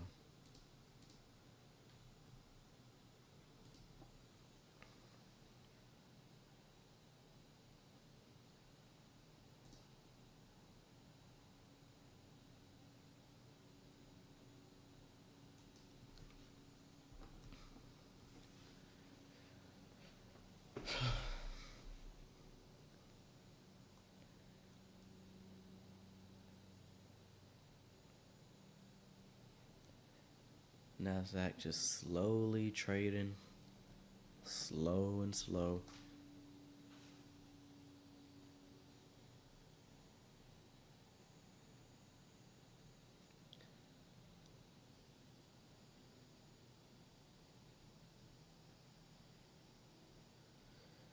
So NASDAQ continues to move like this for the remainder of the session. We'll probably get off at like 11 o'clock. I plan on staying until 12. But if it's lethargic, if it's not wanting to move, then we'll get off at about 11. But still a little early. It's only 7 minutes after 10. We're still in that first macro after the opening bell, so.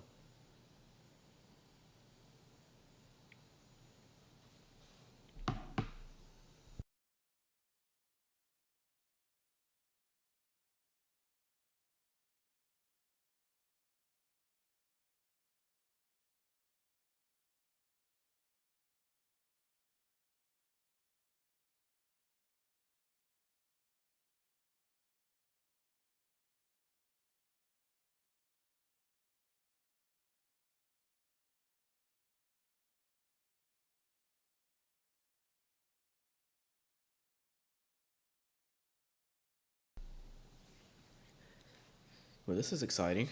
This is fun. You know, this is quite the thrill we're getting.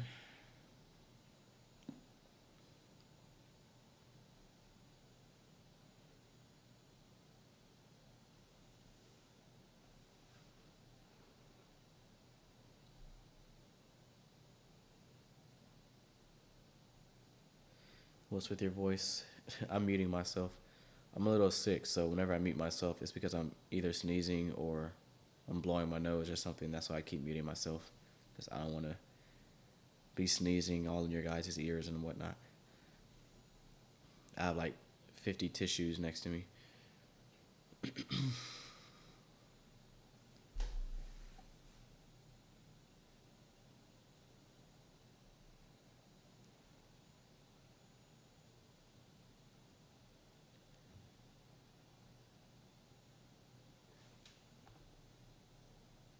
Second chat.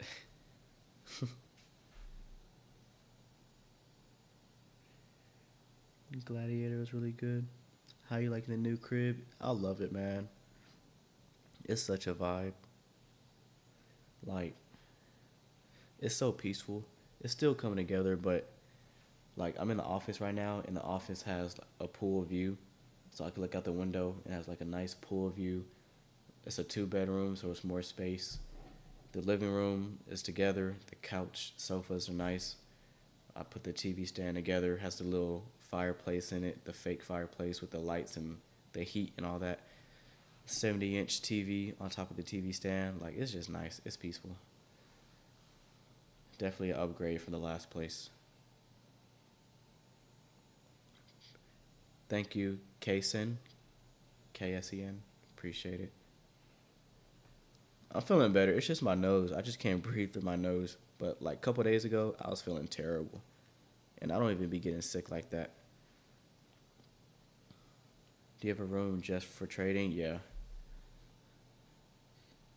Yeah. At my old place, like my desk and my monitors and all that was in my bedroom, like in the corner of my bedroom.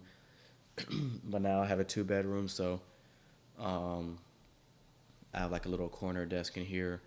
I'm gonna mount a TV in here so I can, like, while I'm studying or getting work done, I can have the game on, or I can have CNBC on or something in here. I want to add some posters in here and whatnot. So it's getting there. I spent so much money on this place, though. I gotta fall back. Like, I've already spent mad bread.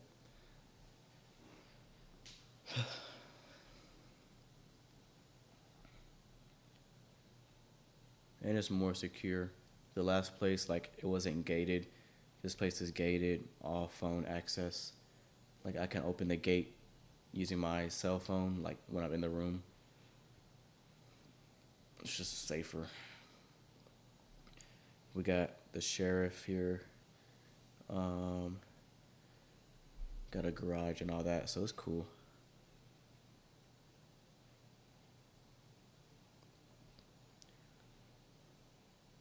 The vet's nice. I think I wanna get a spoiler for the vet.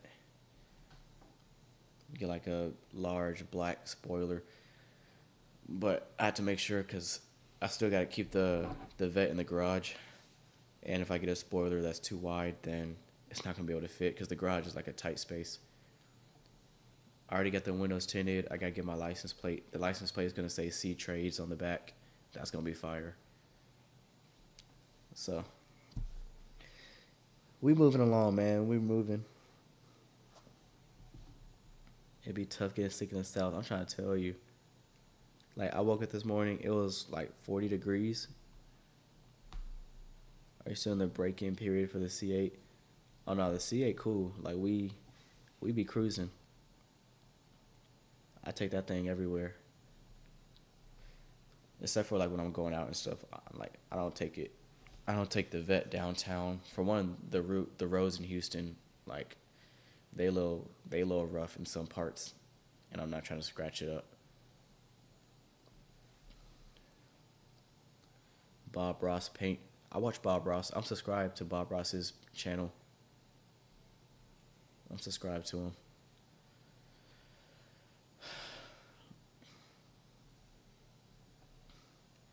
Are you from Florida? Nah, I'm in Texas.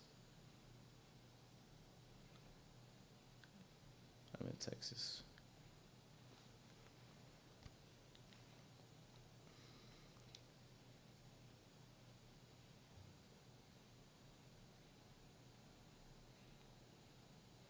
Yeah, I'm getting PPF too soon. There's a lot of upgrades I gotta do. I gotta tint the headlights and the tail lights. I want it to be like blacked out. The license plate, the spoiler. I got like, I think 20% tint on the side of windows. And legally, you're not supposed to do anything to the front windshield, but I don't care. I'm gonna get that tinted too. And I want to get underglow lights. So when I'm riding at night, the vet can light up and whatnot. There's a lot of stuff. The gray zone is a new week opening gap.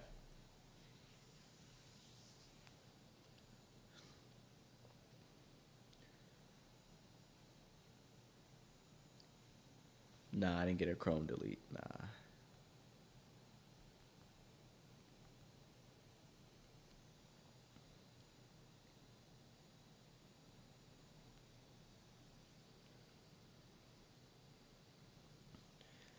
I don't know how long I'm gonna keep it orange though. I don't know. Like orange is my favorite color. I might keep it orange for like a year or so, and then I want to get it like all murdered out, just all black, probably like a satin black, like black everything, and get it wrapped.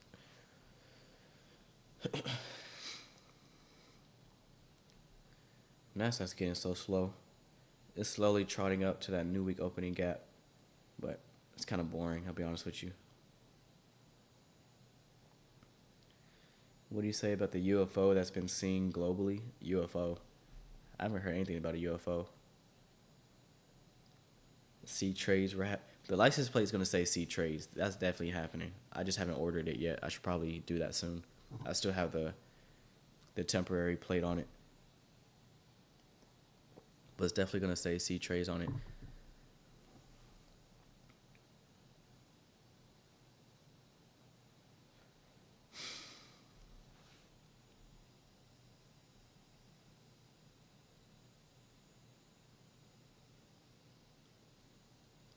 There's black people flying spacecrafts and they not from this earth. Man, I don't believe that nonsense.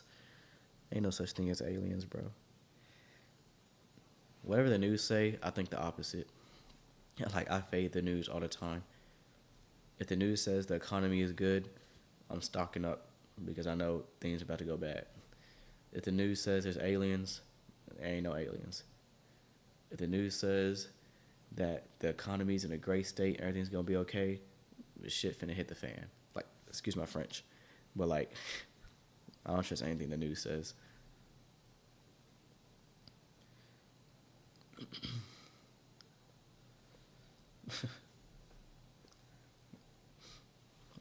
I just mind my business, read the Bible, and keep it pushing. As long as my family's taken care of, my girl taken care of, my 3 nieces are taken care of, as long as they straight, I'm chilling. I don't care aliens or not. It don't make me no different.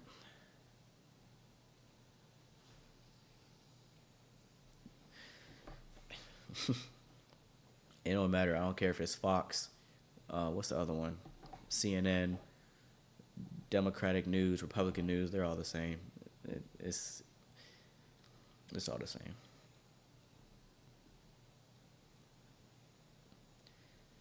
Nah, I don't believe in that stuff.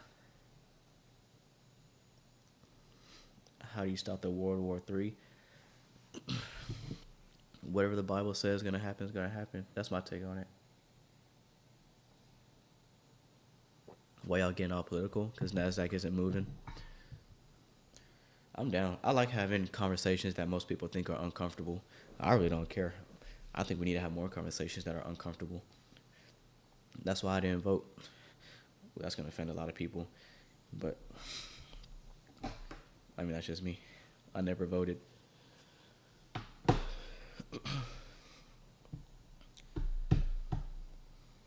In my opinion, I don't care who's in office. I don't think it's going to make a difference, to be honest. I think whatever is already written in the scripture is going to take place. So, less political, more trading. What do you see in the chart worth taking? I don't see anything yet. Let's talk politics. Why? You're a little uncomfortable, James? James, your palms sweating a little bit? You can what? What's wrong with a little politics? You a little uncomfortable over there? You squirming in your chair? What's the matter? We all grown here. We can have a little conversation. We can have a little conversation, James. It's all good. Come on, brother. It's all good. What y'all scared of? Like, we just having a conversation.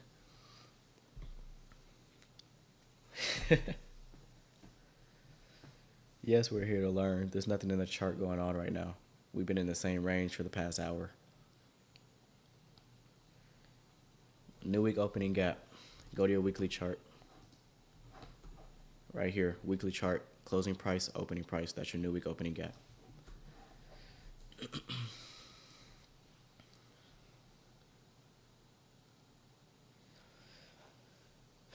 We just chatting, man. We just chatting. Palms are sweaty, knees weak, arms are heavy. There's vomit on his sweater already. Mom spaghetti. What you know about that?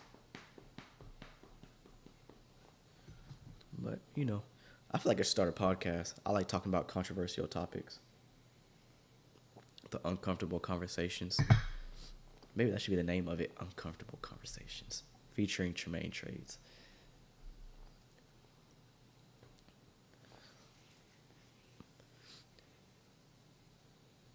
They're all the same, man.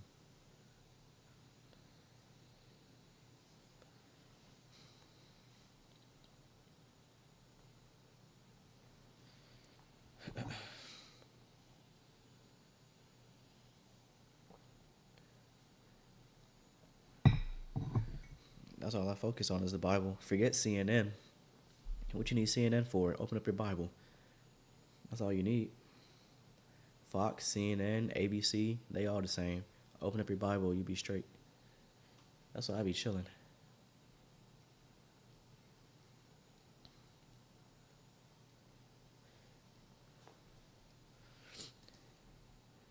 Y'all keep talking about the price action. There's nothing in the chart that I care about. Everybody, I see breakaway gap. Are you bullish, bearish, breakaway gap? What do you see? There's nothing I see right now. NASDAQ slowly trotting up to the new week opening gap. But this is not the delivery I'm interested in, so I don't care about it.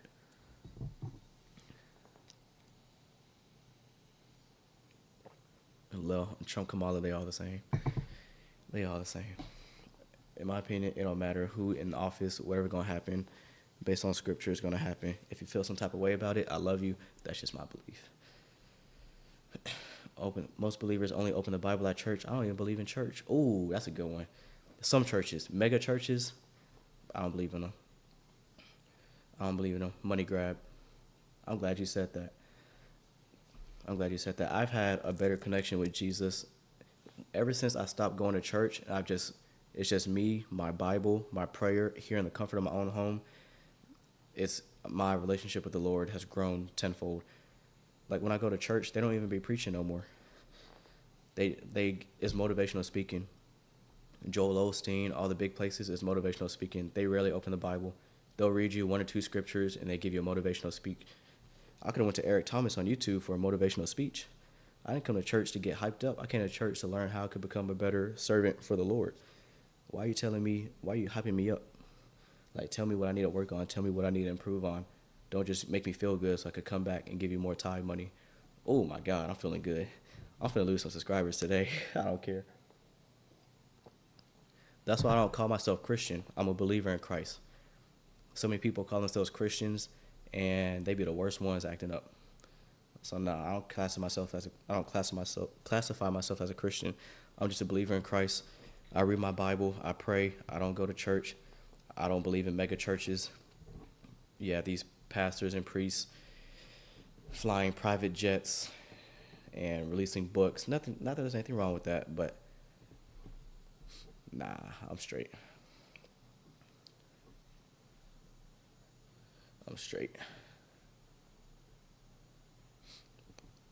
I'm good. Ruffling feathers, we grown. Like, if me talking about me not going to church offends some people, then they're not mature enough for the conversation, let's be honest. It's just my opinion. You should go to a church. But my faith with the Lord has been so much more peaceful. Whenever I come in here, before I trade or after I trade or before I go to bed, whenever it's just me, my Bible, and my prayer, or sometimes I say a prayer when I go out jogging and whatnot. I just be running and I be praying with my eyes open. Like, the messages, the comfort I receive, the way he communicates with me, I feel way more connected than going to church and just listening to a message that it's just not for me. It's just not for me. I'm talking about the big churches. Small local churches, maybe, but the churches I've been to have mainly been the big ones. Like, I'm in Texas, so obviously you have Joel Osteen's church here, but it's just me.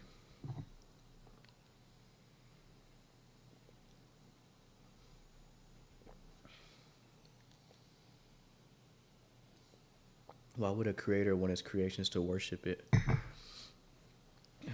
To fulfill his ego? That's like asking a mother, why would a mother want her son to listen to him and follow her instructions? It's not about ego. You're her son. That's what you're supposed to do. She took care of you. She protects you. She gives you what you want. Your mother's a hardworking woman, and all she wants is for you to be loyal, for you to not disrespect her, for you to follow her rules. That doesn't make her egotistical. That's a reasonable request.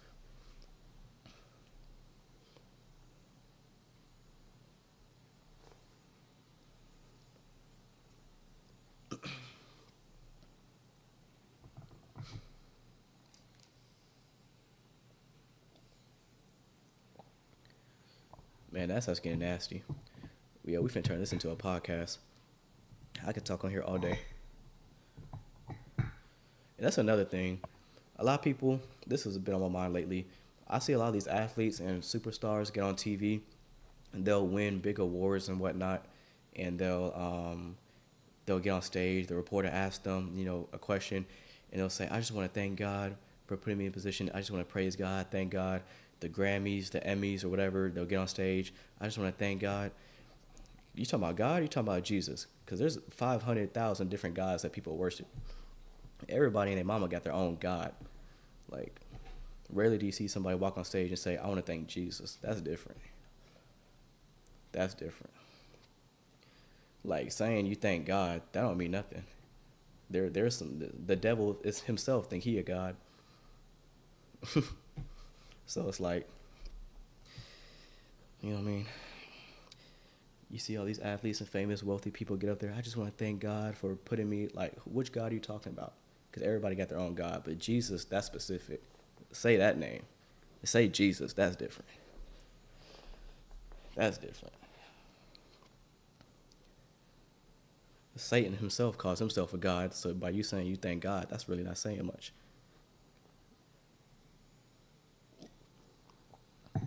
But then again, if you say Jesus on TV, they'll censor it. They won't include that snippet on social media and whatnot. They'll trim it out, but we ain't gonna get into that.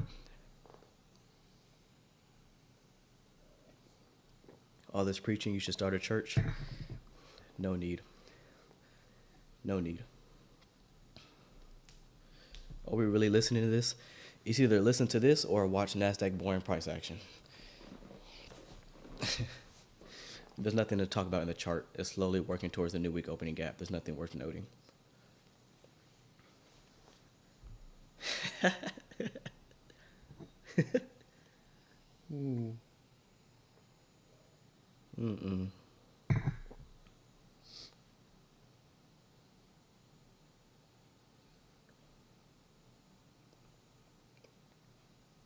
It's crazy.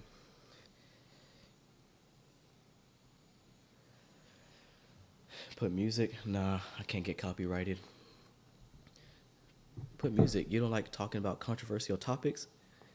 You a little uncomfortable? Pipe mix? A little uncomfortable conversation? You squirming in your chair? Twinkling your little toes? You a little uncomfortable? We can't talk about God, can't talk about Jesus. We just having a conversation. We all grown. Can't talk about Trump and Kamala and who's in office. These are conversations we gotta have. We can't be scared to have conversations.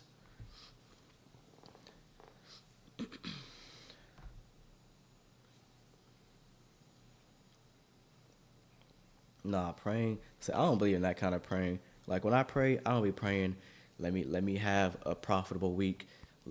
Lord, I just ask that you allow my trade to hit today. Like that's an empty prayer. That's an empty prayer. Instead, pray for discernment, pray for guidance, pray for mental strength. Pray that whatever the outcome is, that I maintain my courage, I maintain my integrity. Pray for stuff like that. And then as a result, you'll see the positives. But a lot of people, Lord, just pray. Lord God, if this trade hits, I promise I'll be a better Christian. What kind of prayer is that? What kind of prayer is that? I tell the Lord, I don't care if I blow my account, lose my account, winning trade, losing trade.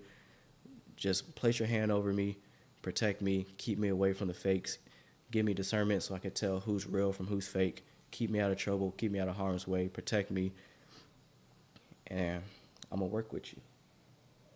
Bless me so that I can bless other people, give me a platform, stick by my side, And then when I make it big time, I'm going to tell everybody it's because of you. That's all it is. I got 500 people watching, and I'm talking about the Lord. Ain't that a blessing? How does that happen?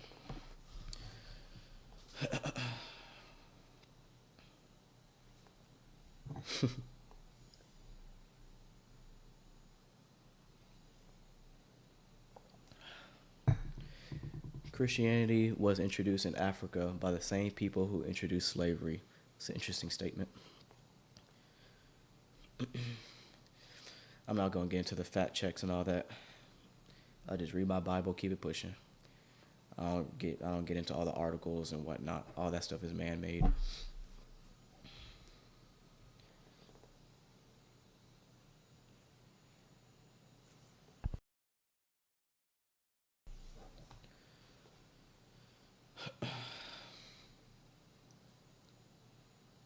You should study apologetics. I don't know, man.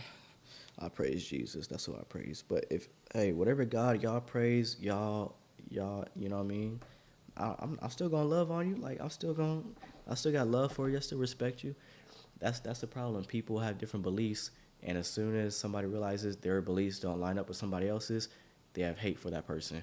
For what? I don't care if you Muslim, Christian, atheist. I don't care if you believe in God or not. You still my brother. We slit our wrists. We both bleed red. We both bleed red at the end of the day. You still my brother. You still my sister. I still got love for you. I still want you to succeed. Whether or not you believe in Jesus or not, it makes me no different. We all bleed red at the end of the day. I don't care if you Republican, Democrat, whatever. I don't care who you voted for. We all bleed red at the end of the day. We all human. We all got 2 eyes, a nose, 2 ears, a mouth, hair on our body. We all the same. I don't care who you voted for. You still my brother.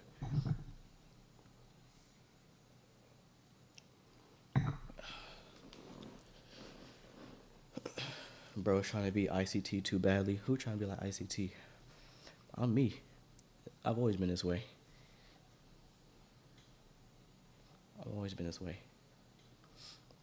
Ain't nothing changed over here. Bro, I'm here to make money.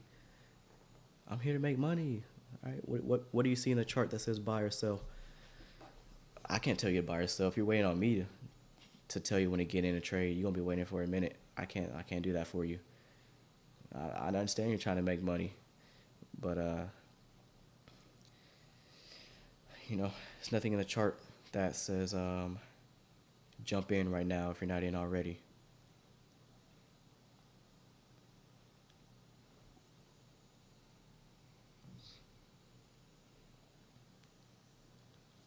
He said, I'm trying to make money. Forget all this religion talk. I'm trying to make money. Tell me when to get in. It's not doing anything right now. London closed macros, not until another 12 minutes. What keeps you away from overtrading when you have a losing streak? You just got to limit your trades. 1 or 2 trades a day. That's what I follow. If I have a losing streak, I'm still taking 1 or 2 trades a day. Lower your risk if you have to. Keep it pushing. It's time to shorts. Don't try to predict the top. Just because we get a little displacement candle does not mean it's time to predict the top. Because a lot of times what people do is they're watching NASDAQ go higher for so long, they'll be so zoomed in, they'll see one little displacement candle. All right, I'm shorting it. I'm in there. Take out buy side, market structure shift. I'm shorting that thing. I'm ready to go. Like, zoom out, my guy. Zoom out. Look at your 5-minute chart, 15-minute chart, and don't be so eager to push a button and take shorts.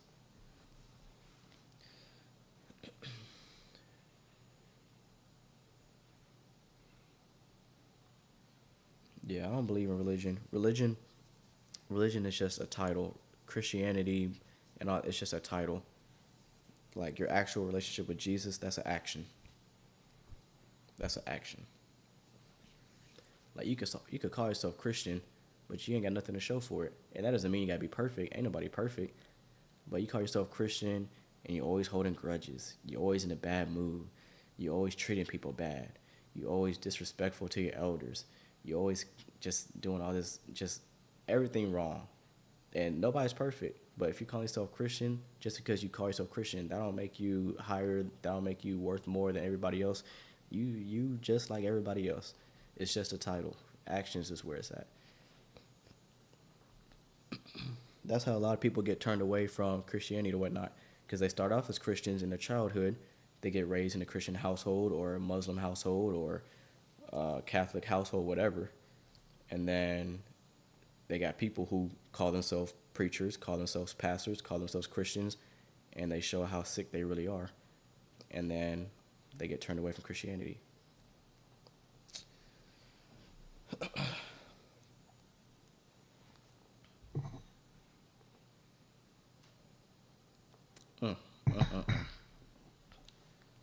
I promise y'all, for those who watch me for the first time, the Discord live streams are not like this. The live trading streams were actually focused on price action and pressing buttons and making money.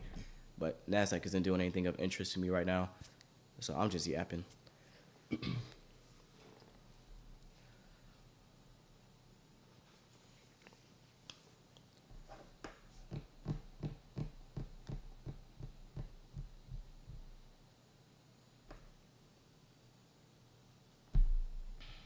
Add you on Discord. Message me. I don't message anybody first on Discord. There's too many scams going on. People falling for scams. I don't message anybody first on Discord. Add me or send me a DM or something. Send me a friend request.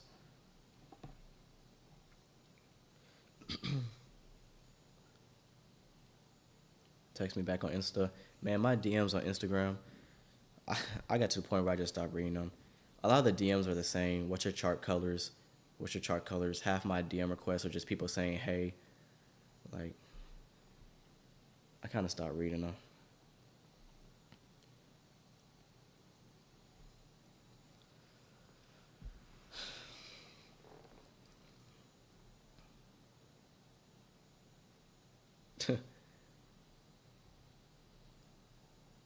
If the best way to get in contact with me is really through Discord. Like, I'm more active in Discord. I got my notifications turned on for Discord. My Instagram notifications are turned off. I don't have Instagram notifications on, so if you send me a DM on Instagram, I'm not going to see it until I actually open the app. So my Discord and YouTube notifications are the only notifications I have turned on. My Twitter mentions are turned off. I don't get any tweets. I don't get any DM requests unless I actually open the app, because Twitter's toxic. I don't care for it.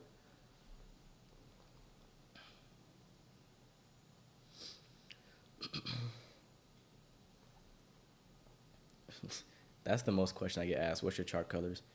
What's your chart colors, and how long you've been trading, and what's the best order to study ICT? Those are three most common questions I get.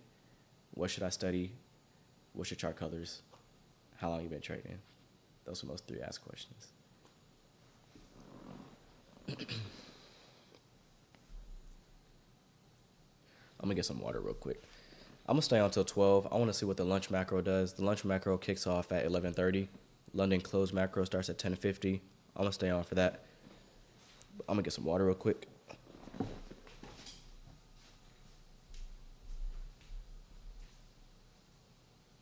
Sweet lady, would you be my sweet lover of a lifetime? I'll be there if you need me. Just call and receive me, sweet lady. Would you be mine? Oh, sweet lover.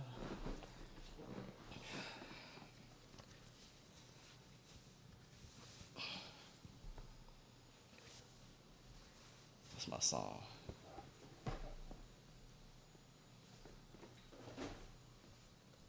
See you, Tim.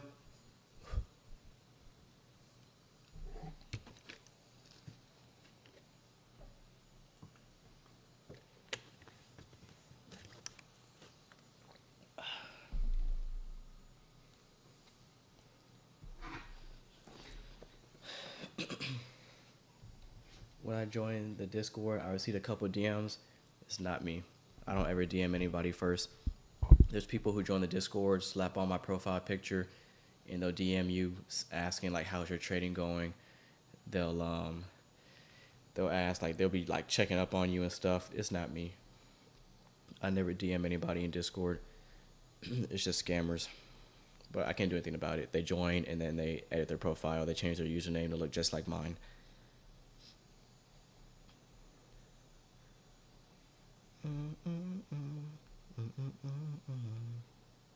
Sweet lover of a lifetime. I'll be there when you need me. Just call and receive me.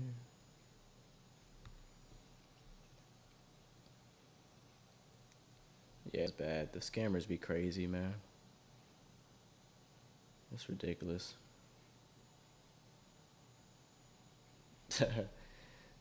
I can't sing.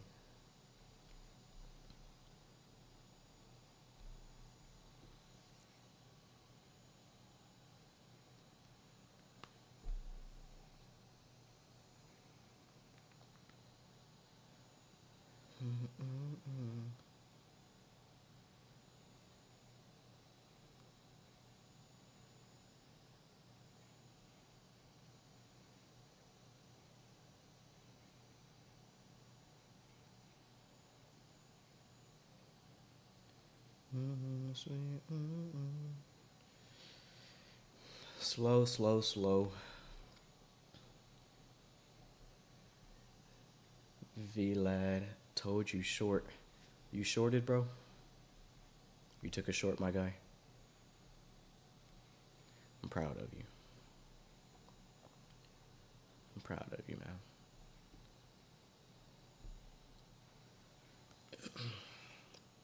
Told you, bro. I told you I'm taking a short. How'd you not see that? It was so obvious. I told you I'm going short. I told you we're going lower.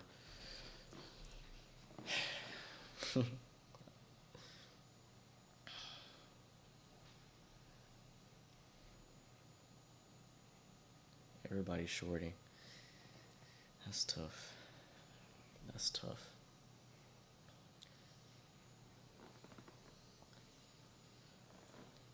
Appreciate staying focused, not hitting buttons. Yeah, I don't trade Mondays.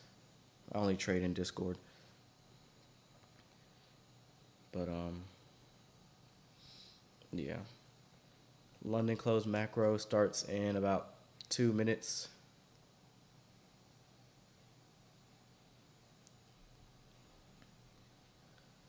$10.50 to $11.10. We've been consolidating, going sideways for a little bit, but as we get closer to that macro, that's when I'll be expecting some sort of movement, leaving this tight little range.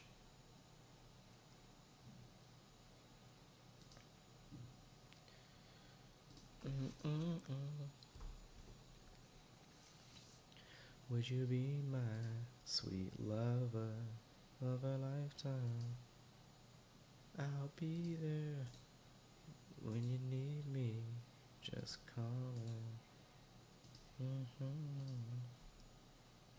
43 account secure for 30 minutes using Asia model. Asia is such a beautiful model. So many people have made money trading Asia. Love to hear it. Good stuff, bro.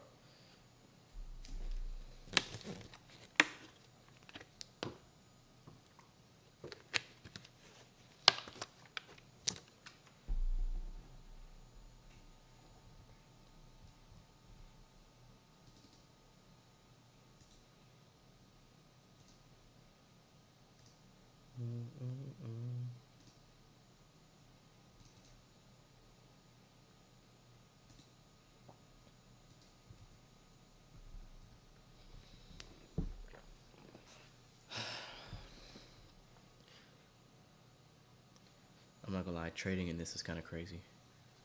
It's not even worth the mental capital.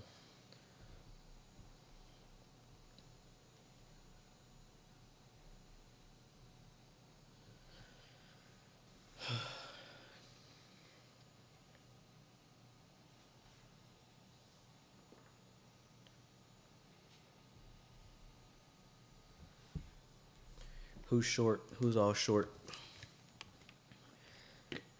Speak now, forever hold your peace. Who's in a short right now? I just want to know. Forget that. Who's in a trade right now? Forget long or short. Who's in a trade?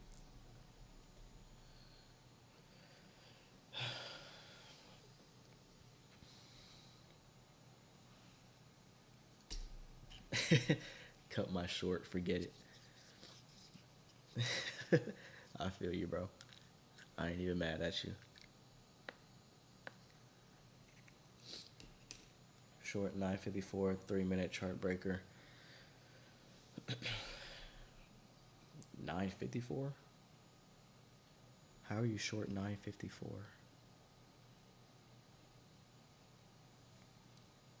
You must mean 10. Actually, I don't know what you're talking about.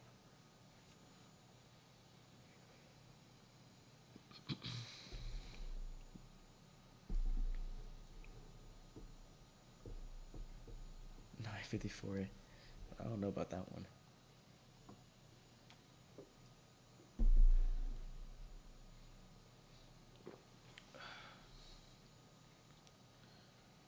NASDAQ just sweeping sell side.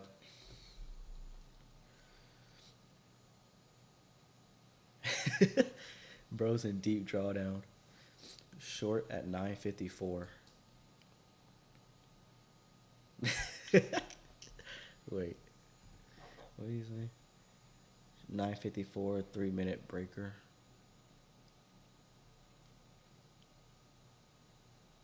I'm assuming you're talking about this. Low, high, or high, low, higher high, I'm guessing. Okay.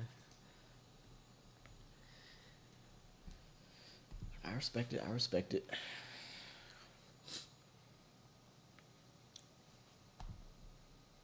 I'm still in the 6 months of watching price action. Haven't even made my first trade. Love it, bro. That's discipline right there. That's how you do it. There's nothing wrong with sitting on your hands, reading price for a little bit till you feel you know what I'm saying, till you feel like you're ready. Ain't nothing wrong with that.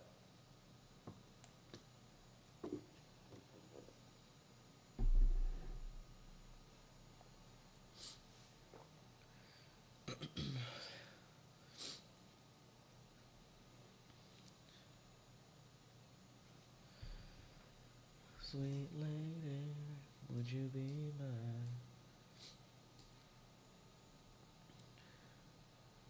Sweet lover of a lifetime.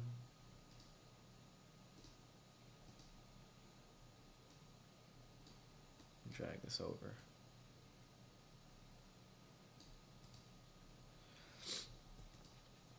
I'll be there when you need me.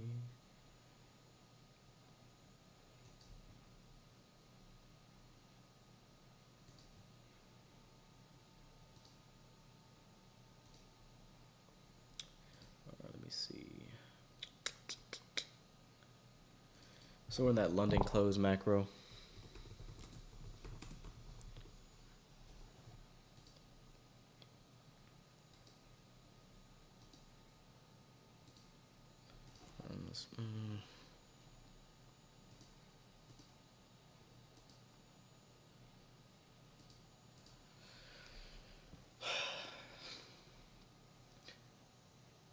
The 10:34 a.m. is root candle.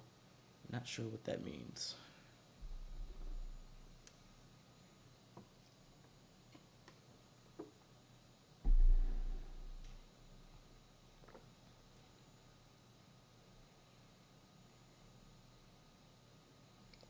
That's how you do it. Bjorn, if I'm saying that right. That's the right mindset, bro. That's how you do it. That's the right approach. That's exactly how you do it.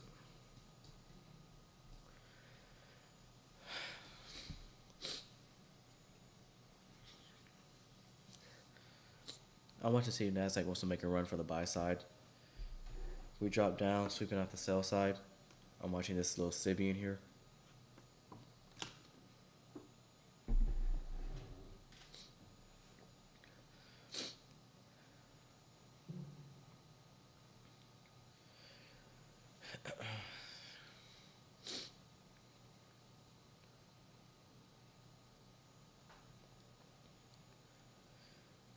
London closed macro, taking out a short-term low.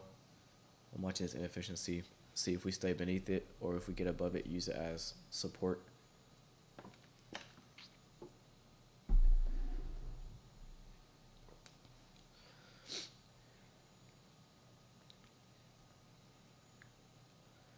Looking at, let me see, Dow's been heavy all morning, had a small little retracement into a 5-minute order block. It's trading to a 5-minute imbalance right now. S&P has really just been kind of, yeah. This has been S&P this morning. I think we can all agree we've seen cleaner days for ES.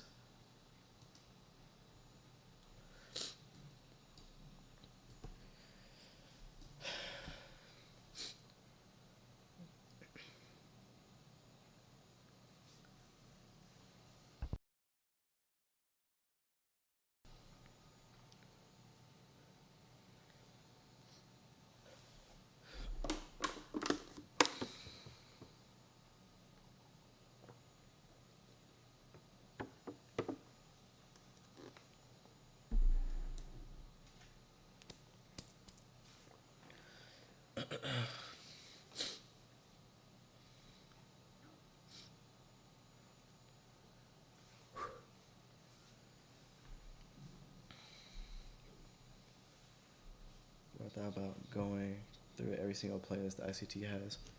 That's what I was going to do. I was going to go through every ICT video on his channel. That's what I was working on. And then he started the 2024 mentorship, so I put that on pause for a little bit. That's what I was doing.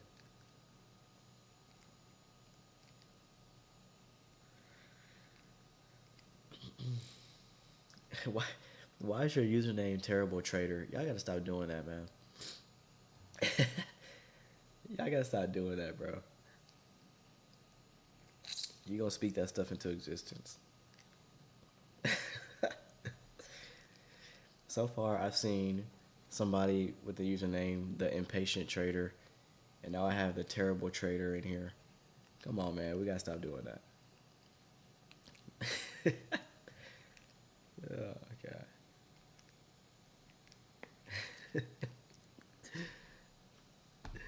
Nah, bro, you gotta change it, bro. You gotta change that. You can't have that associated with you, bro. You can't have that attached to you. All right, let's get deeper into the price action now that we're moving. London closed macro 1050 to 1110. Just taking out sell side. If NASDAQ wants to stay heavy, I'm watching this wick that makes up the order block. 2 consecutive up close candles before this rotation lower. For those who are here in the beginning of the stream, when we talked about the 5-minute order block all the way down here, we talked about this wick, these 2 down close candles. Opening price all the way to the high. That makes the wick, that's your most sensitive price point for the order block. The same logic applies right here. So I'm watching the opening price all the way to the low of the wick. And I want to see if there's any resistance in that to take us up into deeper sell side. I put the buy side in here because a classic characteristic of the London closed macro is if we ever have a trending day like this where it's just obviously one directional, a lot of times during this 20-minute window, what you'll see is we'll take out a short-term low, which is sell side, and then we'll continue in the direction which we're looking for that new week opening gap.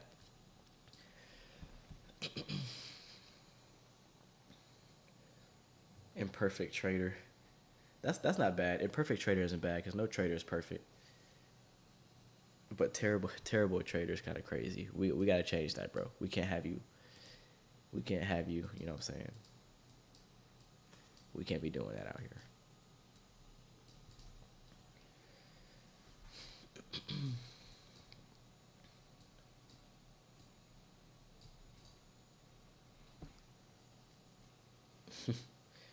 Do I work other jobs? No, I'm full-time. I went full-time in May this year. I think it was May. So May, June, July, August, September, October, November. So I've been full-time for about 6-7 months now.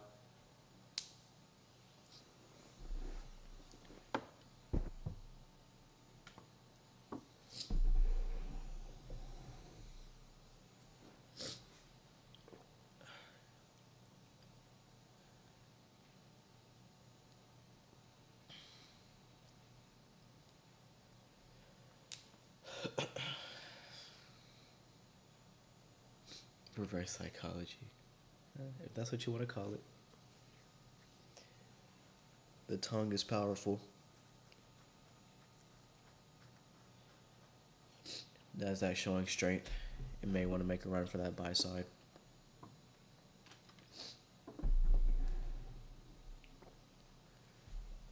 How long you study before going full time? I got fired from my job. I wasn't even supposed to go full time this early. I got fired from my job, and then I just made the decision to say, you know what? I'm just gonna focus on trading, YouTube, Discord, and I'm gonna make it work.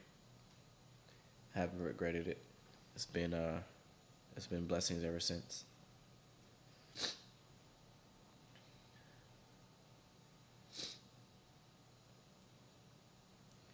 I'm in a paper trade. I got in 1050 fair value gap. How should I manage? I can't share that with you. I can't share that with you. I can't tell you how to manage your trade, even if it's paper.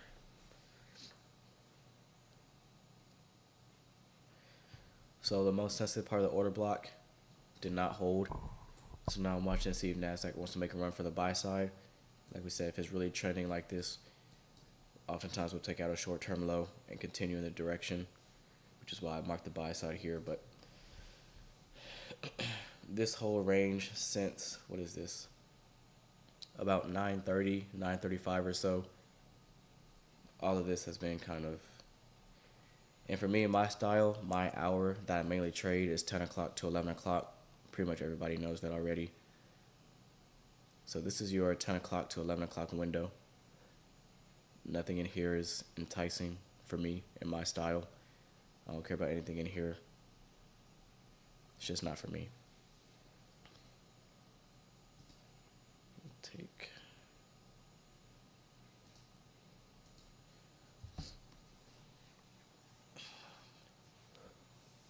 How much capital I start with. I add to my account size every month. Thank you, Elmi. I appreciate it. Debating on going to my wife's country, Philippines, and focus on the next year studying more and more, go full time. Can't pull the trigger. Before you go full time, you definitely have to know your expenses. How much does it cost to be you? How much does it cost to live the way you live? You need to have a little savings, emergency fund saved up. At least like 3 months of expenses saved up on the side. That includes rent, car notes, bills, whatever. At least 3 months of expenses saved up, plus a good chunk of change in your trading account. And then obviously you need the skill set.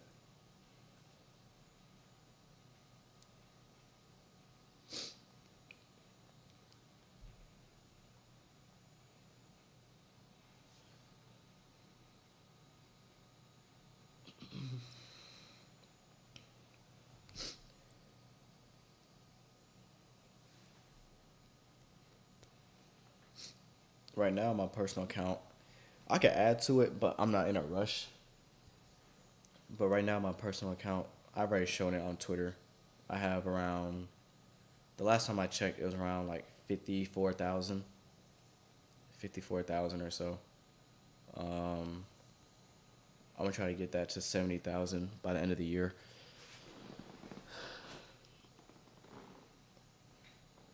And then hopefully by like February, March, I'll have 100K in my personal. And then once I get my personal account to 100K, then I'll open up a separate account, and I'll use that account for trading Asia, the PM session in London.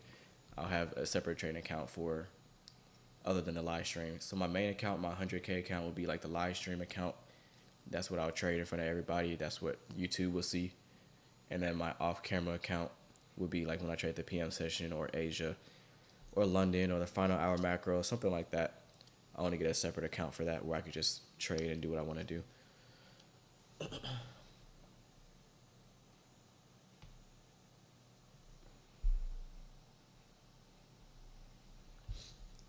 So we'll see.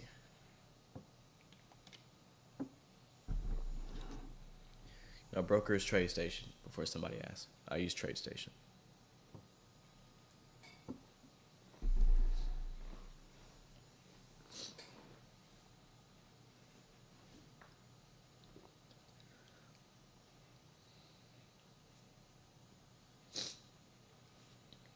We just formed relative equal highs here. I think we're going to stay on until about 11:30. We've really just been in a tight range. We worked higher a little bit, consolidated, worked lower a little bit, small little consolidation. We really haven't went anywhere. We've been stuck on this screen for quite some time. Pre-market, obviously, had a lot of movement, but right now we've just been hanging around. This is when we started. This is when we started getting into politics about right here.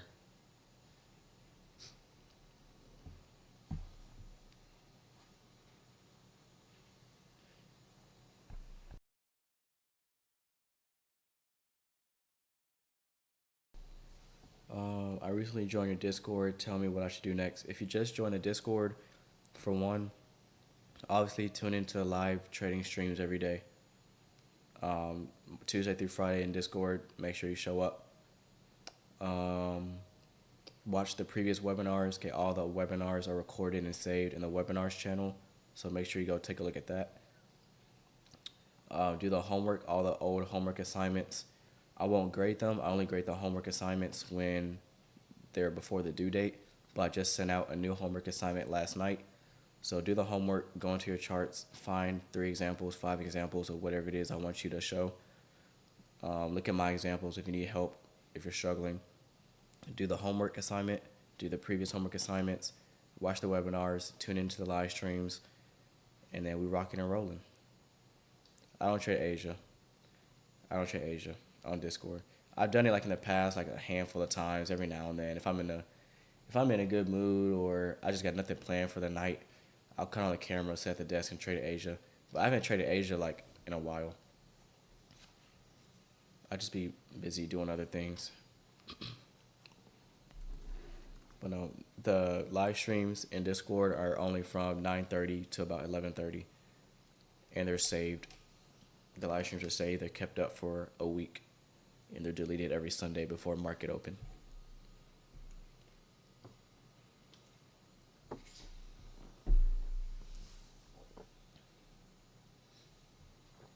Ever thought about joining Robin's Cup? I do want to join the Robin's Cup. Absolutely. That's definitely a goal I have, to win the Robin's Cup. Definitely want to participate in it. I don't just want to participate in it, I want to win it. So for sure, I definitely want to do that. I want to do a series on YouTube. I haven't decided if it's going to be on YouTube or Discord, but I do want to do a series where like trading the Robin's Cup, or like trying to pass the Robin's Cup series on YouTube, where I show every trade, every breakdown, the statements and all that. That may be next year, maybe in 2026, but definitely plan on doing it soon. Next year, I haven't made my mind up, but next year I'm planning on, it's not confirmed, but I'm planning on showing account statements on Twitter. There's a lot of frauds out there, and I feel like next year is the year of exposing the fakes. So I do want to show account statements. I might do like, because I get so many people asking, show your account statements, track record. I don't have nothing to prove to anybody, but next year I'm thinking of like at the end of every week, showing my account statements, starting balance. You'll see just full transparency. I want to be like the only YouTuber who's being full transparent with real results. So next year I'm really trying to separate myself from other traders who are scamming and ripping people off. I don't want to be in the same discussion as Romeo and CRT and all these other scammers on Twitter. I don't want to be in the same pile as them, so I'm trying to separate myself. If I have to show account statements, if I got to show my withdrawals, I'm down for it. But I'm sorry, next year is going to be a great year. I'm excited.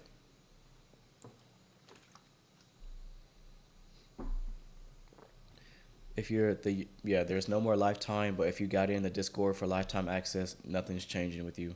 You're not going to be charged ever again. I just changed the role because lifetime no longer exists. But if you got in for the lifetime, and you'll notice that your role says yearly access, you're still a lifetime member. It just doesn't exist anymore, so I took it off. I took that role out. See you, Danny.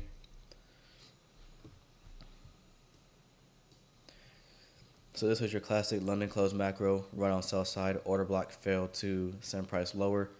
This is just a sweep on liquidity. One more time, underneath this low for good measure. Trade up, fair value gap, leaving relative equal highs. Fair value gap, I'm watching the buy side. And should NASDAQ reach our new week opening gap that we had on our chart forever, then we'll go ahead and call it a day. Lifetime was $100. Isn't that crazy? But it no longer exists. But a couple months ago, there was a lifetime access to the Discord, and it was $100. And then I think I upped it to like $250, and then I took it off altogether.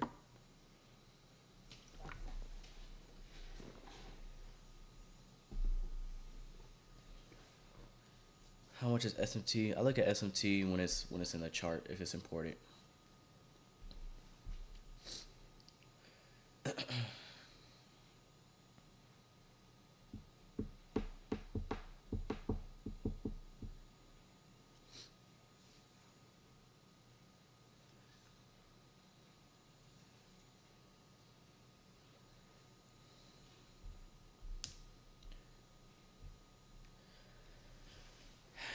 So, a little bit of a boring day.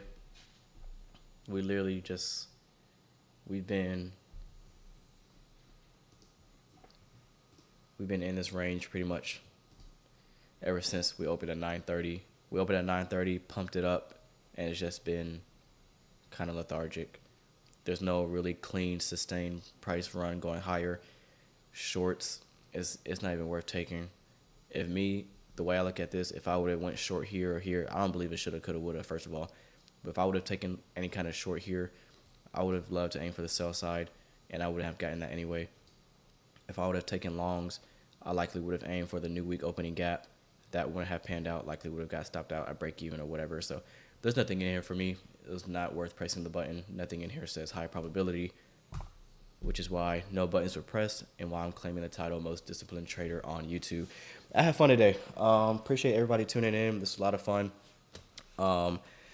If you got offended, if you feel some type of way, if your feelings got hurt about our political discussions, our religious discussions, don't take it to heart. It's not personal. If I offended you in any way, don't take it to heart. We just having a conversation. Join the Discord if you're not in there already. Remember, tomorrow at midnight, the Black Friday sale for the Discord goes away. Okay, so if you want to be in the Discord for a whole year going into 2025, the best price you're going to get is until tomorrow at midnight. All right. Right here. Right. Yearly Discord access, 30% off your first year. Use the promo code Black Friday 30 at your checkout. Okay. Black Friday 30, no space. That'll give you 30% off your first year for the yearly Discord access. Does not apply to the monthly. Love y'all. Full access members, we're back live trading tomorrow, 9:30. Looking to make a little bit of money. And I'll see y'all in there. Everybody else, hope to see you in the community soon. If not, best of luck to you in your trading. I may hop on here on YouTube on Friday. Maybe, maybe not. I don't know. But we're back live trading tomorrow privately at 9:30. Love y'all. Best of luck to you if you're still trading. See y'all tomorrow at 9:30. All right? Peace.